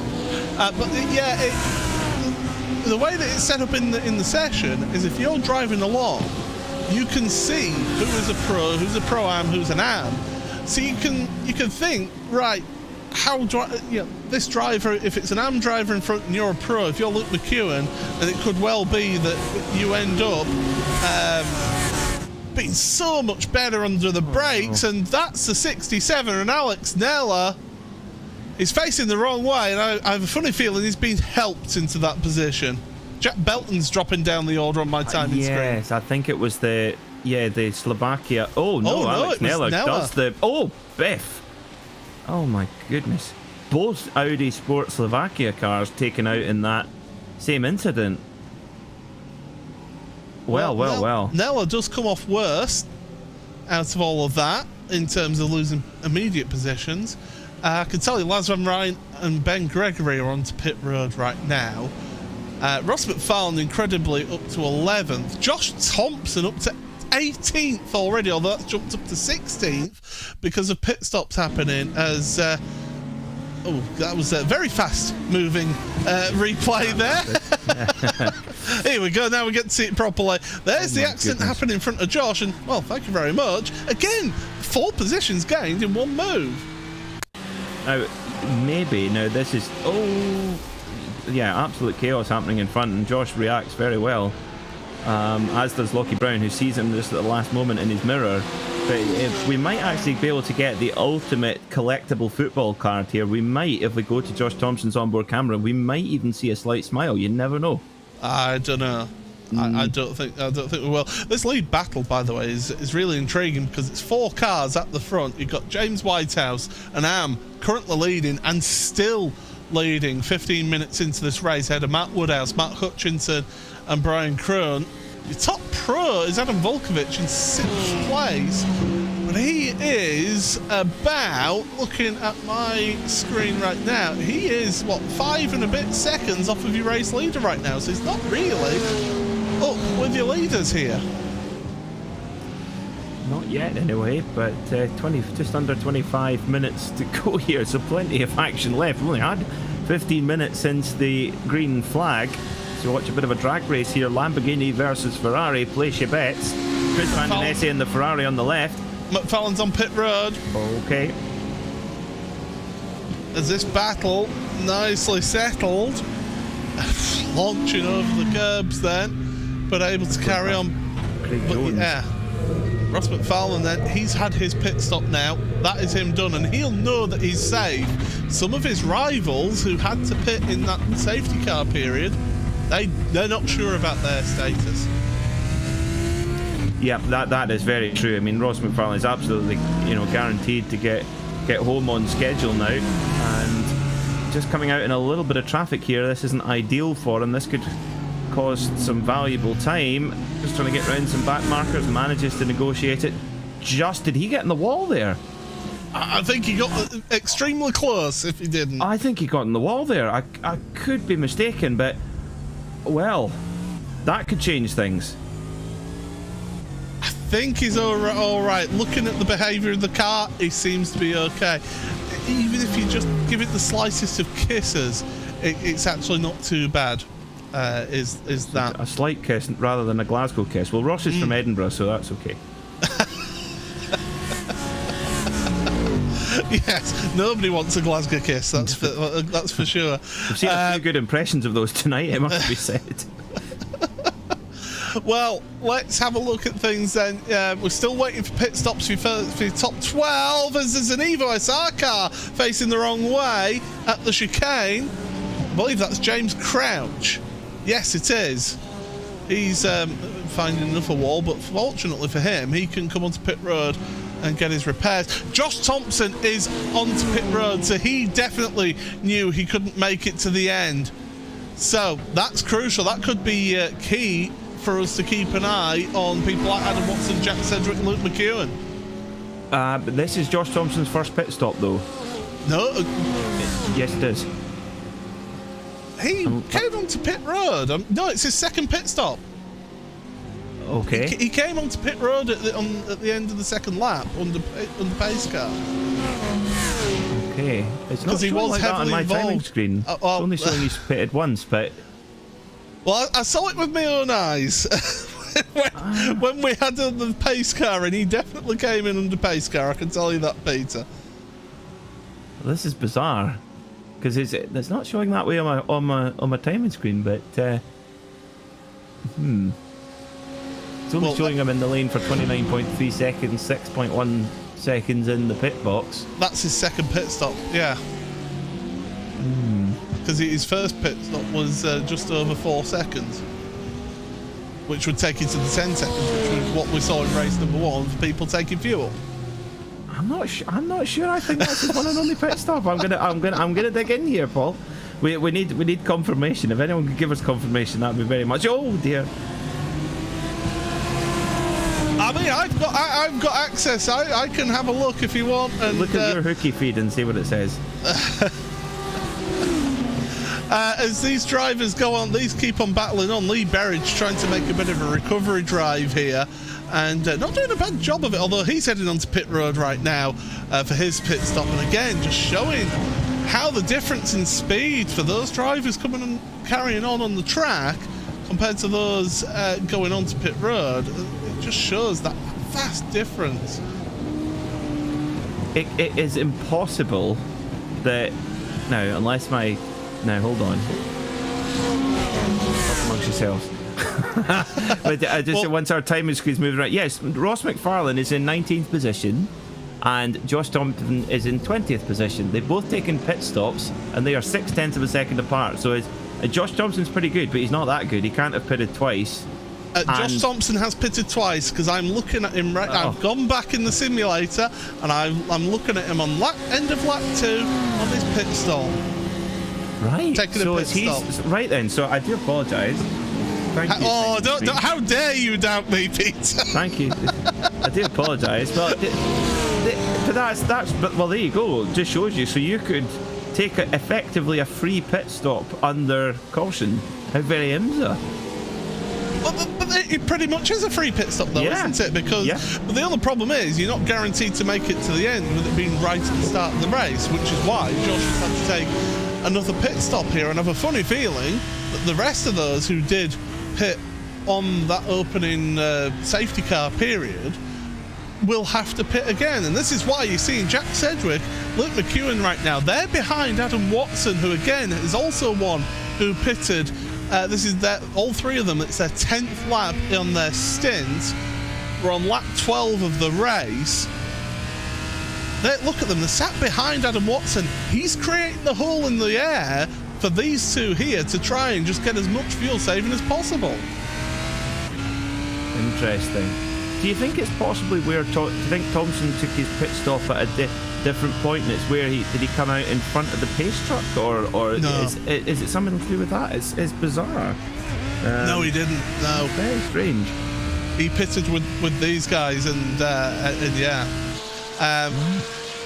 There's Adam Watson, by the way. Look from hanging on to the side of his Porsche. I don't think we'll be helping the aerodynamics of that car by hanging on to the side of it. But Adam, he's doing a sterling job. He's keeping in front of them.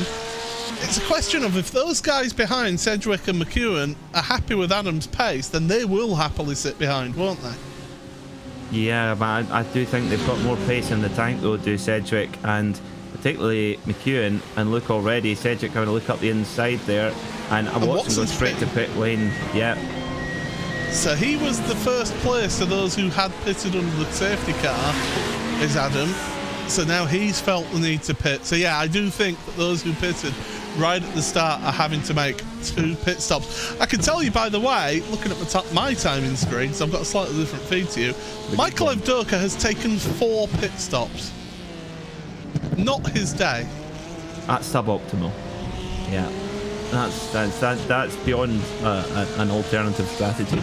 The only thing I would say, though, is that Adam Watson's going to come out significantly behind Ross McFarlane and Josh Thompson. Now, of course, Josh Thompson are double pitter, as Paul has reliably informed us, unlike this numpty over here. But I'm only going with the information in front, to be fair. But anyway, the only thing I would say is that Sedgwick and McEwen, if they do have to pit, they are going to be quite a while behind McFarlane. But that could well be, and Thompson indeed, that could well be how quickly they got out of the mess of the track blockage in the first place. Well, look at this battle for the lead, by the way. Matt Woodhouse, Matt Hutchinson, and Brian Crone. I said Crone was catching up, didn't I? And he's found himself in 3rd place now, although James Whitehouse making it past into the chicane. There you go. Adam Volkovich is right up there with them as well. Your own Kaiser, I have a funny feeling, he's headed onto pit road. Yes, he does. It says so on our timing tower on the left-hand side there. So these drivers heading across the stripe again, and Matt Woodhouse then has made it ahead. Matt Hutchinson, we saw that helmet last week, didn't we? With the funny paint job on it. Jack Sedgwick has pitted as well, and he is out of pit road. Kind of looks like a Lego man's head, doesn't it? It's quite cool. McEwen fastest lap of the race at the moment. He's a 1:34.1. So yeah, we're not definitely going quicker than we were in race 1. I wonder, might we see a 33 by the end of the race? We shall see. But at the front, yeah, Mark Woodhouse driving very, very well with Hutchison right on his case. And let's be honest, if you look in your mirror and there's a Lego man sticking his tongue out at you, that's got to be off-putting. Yeah, that's certainly. Everyone remembers, the famous helmets, the luminous yellow of Ayrton Senna, the white helmet that then changed to red with Michael Schumacher, and then Mark Hutchison with the Lego helmet. You forgot Sir Jackie Stewart with the tartan band. Absolutely. White with the tartan band, yeah. John Cleland with the Saltire. Yes, David Coulthard with the Saltire. Yeah. Colin McRae with the Saltire. We're not the most imaginative nation, you can tell. I'll tell you what, I like Dan Cam because he's got the Yorkshire flag on the side of his helmet. So there you go. He's a good lad as Dan Camish, even if we have rub door handles on the virtual track on a Thursday evening. You off a few times, haven't you, Paul? I don't. Speaking of being punted off, it's not Nathan Healy's race, is it, for getting involved in incidents? Alex Neller facing the wrong way, and Healy's doing the right thing, though, to be fair to him. He's waited back. He's wanted to make sure that Alex does end up in front of him, but Alex won't think much of that contact there. But Matt Woodhouse under some serious pressure from Matt Hutchinson behind him. The Evo SR driver in the Ferrari is putting all manner of moves on Mark. Yeah, but Mark Woodhouse, both of these guys are really experienced competitors here on the iRacing platform, and Mark Woodhouse placing that Porsche exactly where he needs to. He's probably just maybe a little bit of a top speed advantage, but my goodness, that Porsche is so good on the brakes, and that's keeping Hutchison at bay. The one thing is as well is the Porsche really boogies out the corner. There it goes. That rear engine layout really helps with the off corner traction. The problem for them, though, is that they're slowing each other up. I mean, you look at the lap times. The last lap, 36.3, should I say, for both the front two. 36.4, Fred and Volkovich, and even James Whitehouse with the 36.3. You compare that to Luke McEwen, a 34.4 for Luke McEwen. He's only, what's that, about 11 seconds behind your race leaders right now. He is, but he will have to pit, and he'll be in the pit lane for 20 seconds at least. So that will kind of drop him down. That'll certainly drop him behind Ross McFarlane and Josh Thompson. So just where he comes out in that mix, we don't know. But that's a big crash then. Oh! Is that just? Yes, it is. Yep, that is that's Josh Thompson involved. So it's game over for Thompson. Oh my goodness. And that was Van der Ness. That was Van der Ness who across lost the circuit. Well, let's see what happened here. Oh, he's collected your own Kaiser. And I said that, didn't I, about the pit entry? And talk about fortunate for the Pure Sims car. Managed to avoid it, whereas Josh didn't. Well, could that be a little bit of a metaphor for the championship? Look at that, McFarlane just goes by. Nothing Thompson could do whatsoever. And the thing is, you do not expect a car to be coming sideways across the circuit at that point. There's nothing Thompson could have done. And Thompson's unsighted as well. Completely unsighted. There's nothing he can do. McFarlane at least has got some chance to react. Thompson goes, oh, there's a gap. No. Oh, dear. Poor old Josh Thompson. If he didn't have bad luck, he wouldn't have any luck at all with Josh. I think that's the old phrase. Is that they're both the leaders staying out again. They're going as long as they dare. And he's used his fast repair as well, of course. Yeah. So that is game over for. Yeah, he's already disconnected from the server. That's him done for the evening.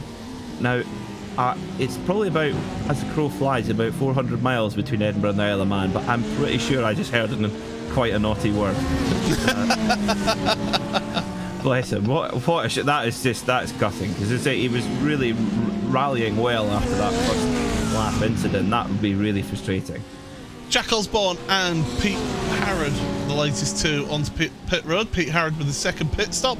Jack Osborne with his first pit stop here. And if you're wondering, well, there's only one mandated pit stop in this feature race event of the evening. Why are you saying Pete Harrod has had two pit stops? Well, there was a big track blockage on lap number 1 at the exit of turn 2, between turn 2 and 3. Multiple cars getting involved in that, and damage caused, which forced at least 10 cars onto pit road to get their free repair. In this championship, you do get one fast repair to try and encourage people to carry on and to finish the race.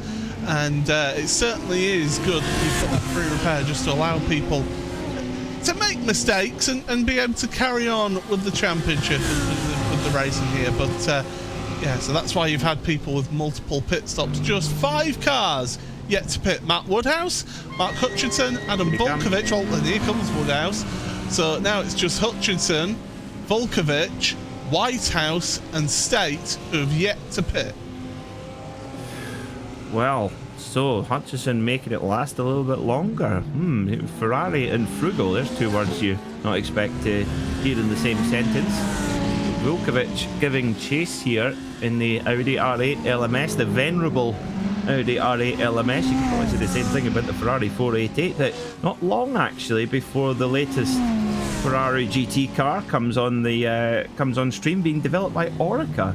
Now, if I get the nomenclature correct, I think it's the 296, I think it's called. Looks well, good. don't forget Nice. that this car is of course, the Evo variant of the 488, so it is the more up-to-date version of the 488. And I've always liked the 488, the look of the 488, personally. I like a Ferrari, but one of my all-time favourites of that sort of size of car was the 355. Oh, gorgeous. Oh, absolutely gorgeous, the 355. And if you've ever looked back at like old motoring magazines from like sort of early 2000s, of course it was still it was nearly a 10-year-old car by that point. And you look at the prices of them. Yeah, that's one way to feel really, really sad, because the price of a 355 has gone through the roof. But it's manual 355 in that sort of nice navy blue color, cream leather. That would do me. I mean, that's yeah, I like that. Well, Hutchison and Volkovich carry on here for another lap. Matt Woodhouse, by the way, has come out of the pits in 7th place behind Tim Perry. So Tim Perry's been able to jump him in the pits. Luke McEwen yet to pit, although Tim Perry does actually, he was one of the ones who pitted under the safety car. So, yeah, definitely going to be intriguing to see how he gets on in this one. But look, McEwen, 4th place right now. He's pushing to the end. He's got 8 minutes. 8 minutes remaining of this race. Can he make it? It's going to be some extreme fuel saving if he does. I don't think so. With a 50% fuel limit, I mean, and this is a pretty fuel-thirsty track. You're on throttle a lot. You brake down to quite a slow speed and then back on full throttle again. It couldn't really be more. Fuel-thirsty. But McEwen has pulled off certainly pretty miraculous drives before, so I wouldn't put it past him. But I do think he's going to have to come to pit road at some stage. Because like you say, we went green with about 32 minutes to go. So if you extrapolate that to a full tank of fuel, that would be trying to do an hour and 4 minutes on a full tank of fuel, which is really, really difficult, if not impossible, at this circuit. Well, we'll have a look. Here we go. Volkovich is pitting. So Mark Hutchinson Craig Jones gets collected by a Pure Sims car. Around he goes, the SCCR Sim Sport car. He's not had fun out there. Volkovich, Whitehouse and State all onto pit road. Only Mark Hutchinson yet to pit. That Evo SR Ferrari is very, very frugal. You pointed it out. And yeah, there we go. So that's Whitehouse. He was the man who was on the front row of the grid. He's getting his pit stop done and dusted with 6 3/4 minutes remaining. And Mark Hutchinson showing what's possible after a few laps under caution. Of course, he's always doing really soft pedaling it under the caution conditions, and shows you that it's possible to stretch the fuel tank longer if you've been under caution. But I do think it's going to be mighty difficult for Luke McEwen, unless Luke, no, not with he's doing. I mean, he's not as if he's soft pedaling either. Luke McEwen last time by 1:34.4. I think he's just trying to put in as fast a laps as possible, isn't he? To try and get as much time out of this car as possible before he does have to pit. Yeah, I think so. Yeah, and now interestingly, there's quite a lot of damage to the front of Jack Sedgwick's Ferrari. Now he did pit and get repaired, so something else has happened for Sedgwick in that 11 Ferrari, and that's going to be killing his straight line speed. And you can actually see how he's got Adam now. Hold on a second. Yeah, he's got Jeroen Kaiser. My apologies, I'm getting my team mads mixed up. But yes, Jeroen Kaiser right behind him. Mark Hutchinson pits for his pit stops. That does mean that Luke McEwen inherits the lead, but we do expect to see Luke onto pit road. Tim Perry, another one of those drivers who pitted right at the start of the race, he's on pit road right now for his splash and dash after not being able to make it on that one pit stop under caution as they come across the line once again. Where does Hutchinson come out compared to Volkovich? Those two were battling. There it goes down the inside. That's Adam Watson on James Whitehouse, up to 9th place for Adam.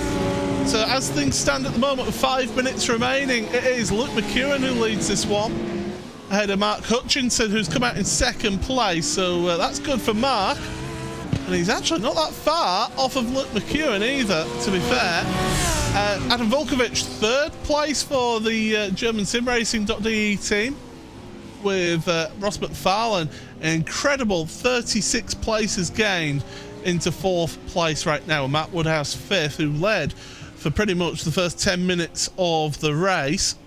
Luke McEwen, look at him, trying to get every single last ounce of slipstream out of cars around him as he comes down the back straight, Casino Straight, and there we go, onto pit road, as expected. Yeah, it's inevitable. Well, look, like any pro sim racer, absolutely hard on the brakes on into the pit lane, and of course, because he started from the back on the reverse grid, his pit stall right at the front there as well, so it takes a little splash. Looks at the data, you can see those eyes wandering around looking to see how much fuel he's got on board. There goes Hutchison, so he'll steam. Or will he? Oh, it's going to be tight actually. I think McEwen's got this. Strategical blinder here.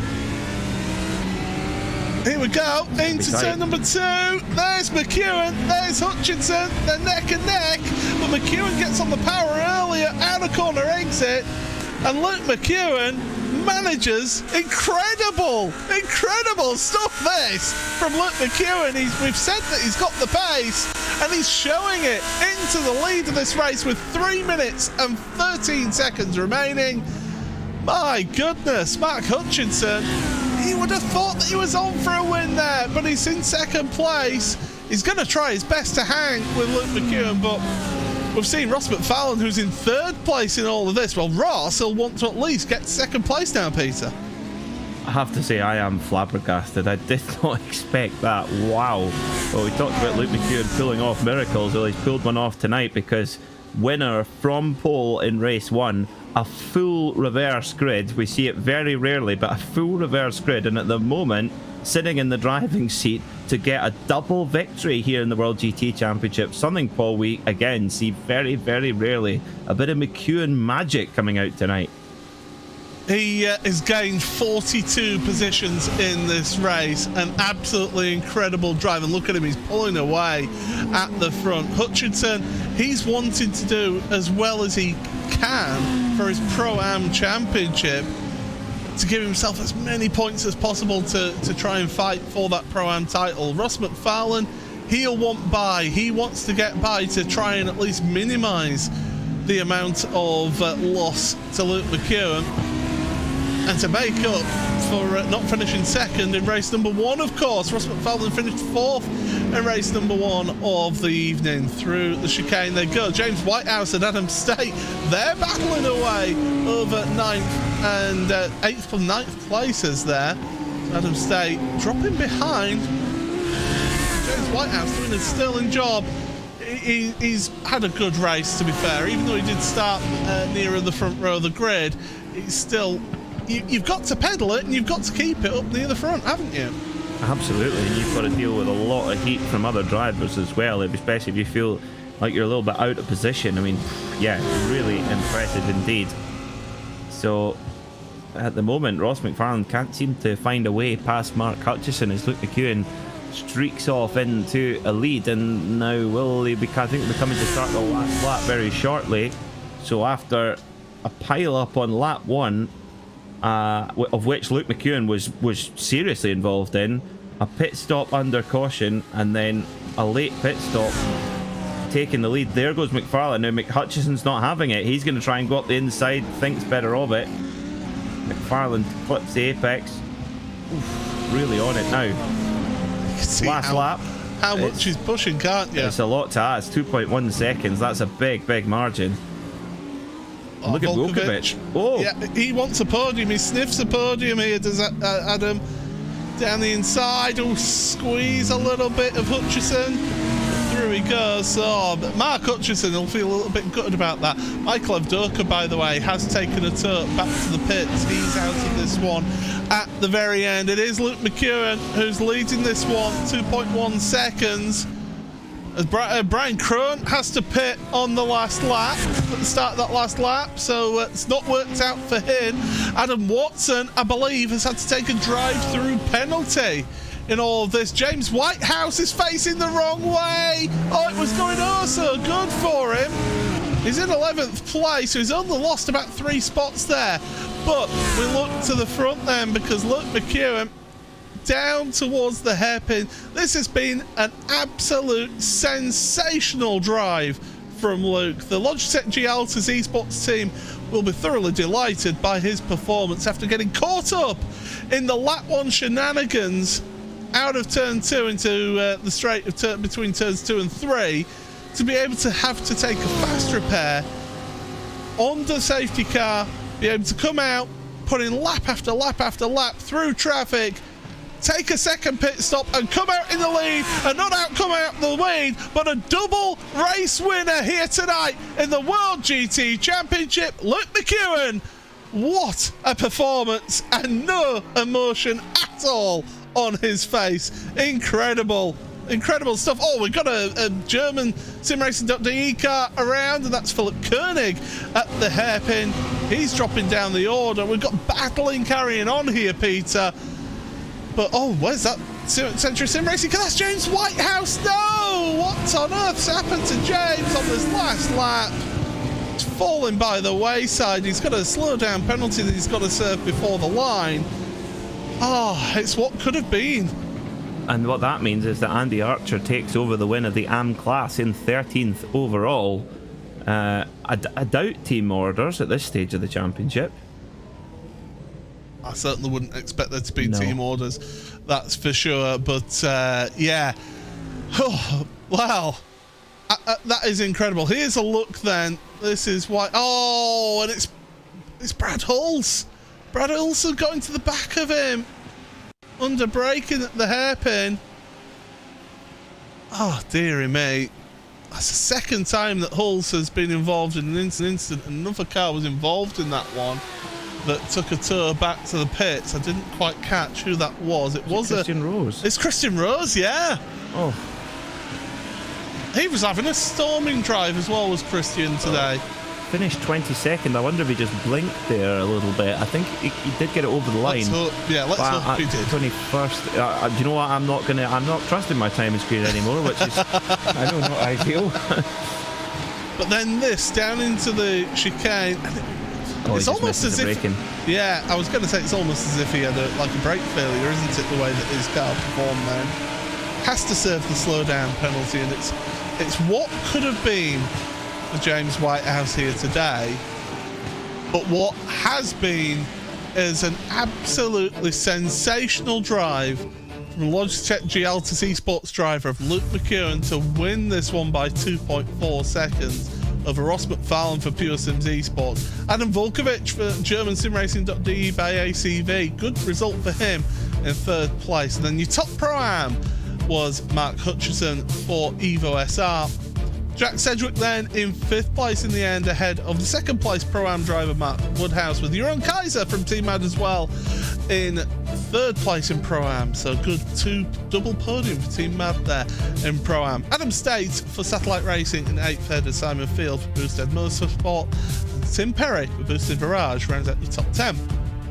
Adam Hedgecock then in 11th, ahead of Pete Harrod in 12th. Andy Archer, as Peter quite rightly says, ends up with the AM win here in this second race. Again, another double winner here in your AM category, Century Sim Racing. Mike Horder then 14th, ahead of Jack Osborne, who was the second placed AM driver here in Century Sim Racing. Look at that, 12th, 13th and 15th. That'll do them very good in the Pro-Am Teams Championship. Lars van Rijn, your podium, finished off the podium in AM for Boosted Sim Sport in 16th place, with Ben Gregory, James Whitehouse, Adam Watson and James Crouch round out your top 20.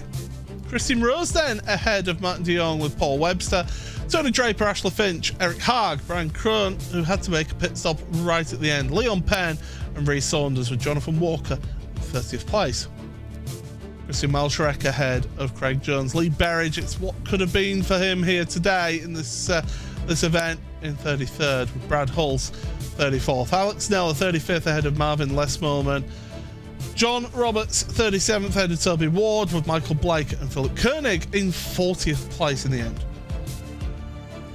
The final 10 places. Nick Salaputis, who started at the front of the field, finishes one lap down in 41st. Then drivers who did not finish: Michael Avdoka, Jack Belton, Jesse Payne Wilkins, Nathan Healy, Chris Van Den Ness, Josh Thompson. That's the big news right there, is Josh. He's already pretty much written off his championship hopes now. Lockie Brown, Kevin Kittleman and David Michael Nichols for Satellite Racing rounds out your results here. Peter, I mean, we don't want to sort of really sort of rest on what happened at the start of the race, but look, McEwen, it's a sensational drive here tonight. Yeah, really quite impressive, to the point where it completely dumbfounded me that was even possible to do that, having pitted under caution, to be calm on the fuel to a degree, and then taking that last pit stop. I mean, really impressive stuff from that young man. Clearly just ice cool under pressure as well. He's never flustered, and yeah, double victory. And maybe he should join the Poker Stars tour, because he doesn't give a great deal away, does he? But my goodness, is he special in behind the wheel. Really, really did well. I think you'd say he drove his heart out for those two victories, and very well deserved. Hopefully, I'm sure Josh Thompson will be really disappointed after. I say hopefully. I know he's really disappointed. We can see that in the virtual paddock, which is exploding at the moment. But hopefully he'll take a deep breath and come back and race with us again, because he's not out of this yet. There's plenty of time to go. Well, don't forget as well, there's 2 drop scores in this championship as well, not including the final round, because when you have the final round, that is the decider, so we know who wins at the end of that evening. But for the rest of the championship, for the previous 11 rounds of the championship, there are 2 drop scores there, so it's not all hope is gone. It gives you that little bit of an out there and keeps you in a championship hunt. Definitely, yeah, and then that's something where that drop score could really come in handy for Josh Thompson. And to be honest, if that's the drop score round, you obviously want your drop scores to be as good as they can, so the drop in points isn't as much. And yes, it was not a good big point score in race 2, but race 1 was a good point score. So yeah, I think maybe with a good night's sleep and maybe a cold beverage, that might just get Josh to come back and join us next week. Mark Hutchinson, tremendous drive from him. He was challenging all the way. It looked like he could potentially have the lead there at the end, and Luke just just came out the pits right in front of him. But you got to say, really good drive from the Pro-Ams here today in the second race. Mark Hutchinson, Matt Woodhouse, and also Simon Field, Tim Perry in your top 10. So a lot of Pro-Ams up there in that top 10. And as we know, those are big point scores for those drivers as well. And again, you had to feel, like you said, you had to feel for Mark Hutchinson. He had that clear view in front of him, P1, and then all of a sudden, you know, McEwen comes out the pit lane. You're finally thinking, oh no, I thought I had him, but not quite. But good haul of points for the Pro-Am Championship, and I think we'll see Hutchinson fighting for it all the way through. Yeah, and I do want to quickly touch before we end as well. Luke McEwen, not the only double race winner here today. Andy Archer, the quiet man of the AM Championship, 2 race wins here today. He'll be thoroughly delighted with that. Yes, he will, and doing it in the Andy Archer way, just Mr. Stealth, Mr. Smooth Operator, and clicking up those points finishes in that Century Sim racing machine. Really, really good, and yeah, he deserves his strong championship position. Absolutely. Well, next week then, make sure you join us for the World GT Championship, where we head for 3 20-minute sprint races at the Hungaroring. It's a classic European venue, certainly one that produces a different style of challenge, and people compare it to Monaco without the barriers. So make sure you join us for that on March the 7th at 7:55 UTC here on RaceSpotTV. This has been the World GT Championship, brought to you on RaceSpotTV. Paul Smith and Peter Mackay were delighted that you could have spent your evening with us. Hugo Luis behind the scenes on the cameras and production here today. Dougie Brown Dougie as well for his cameras, and also Tyler Macton for some of his car cameras as well. What a performance it was for Lodge GLTZ Esports driver and Luke McEwen. Until next time, it's goodbye.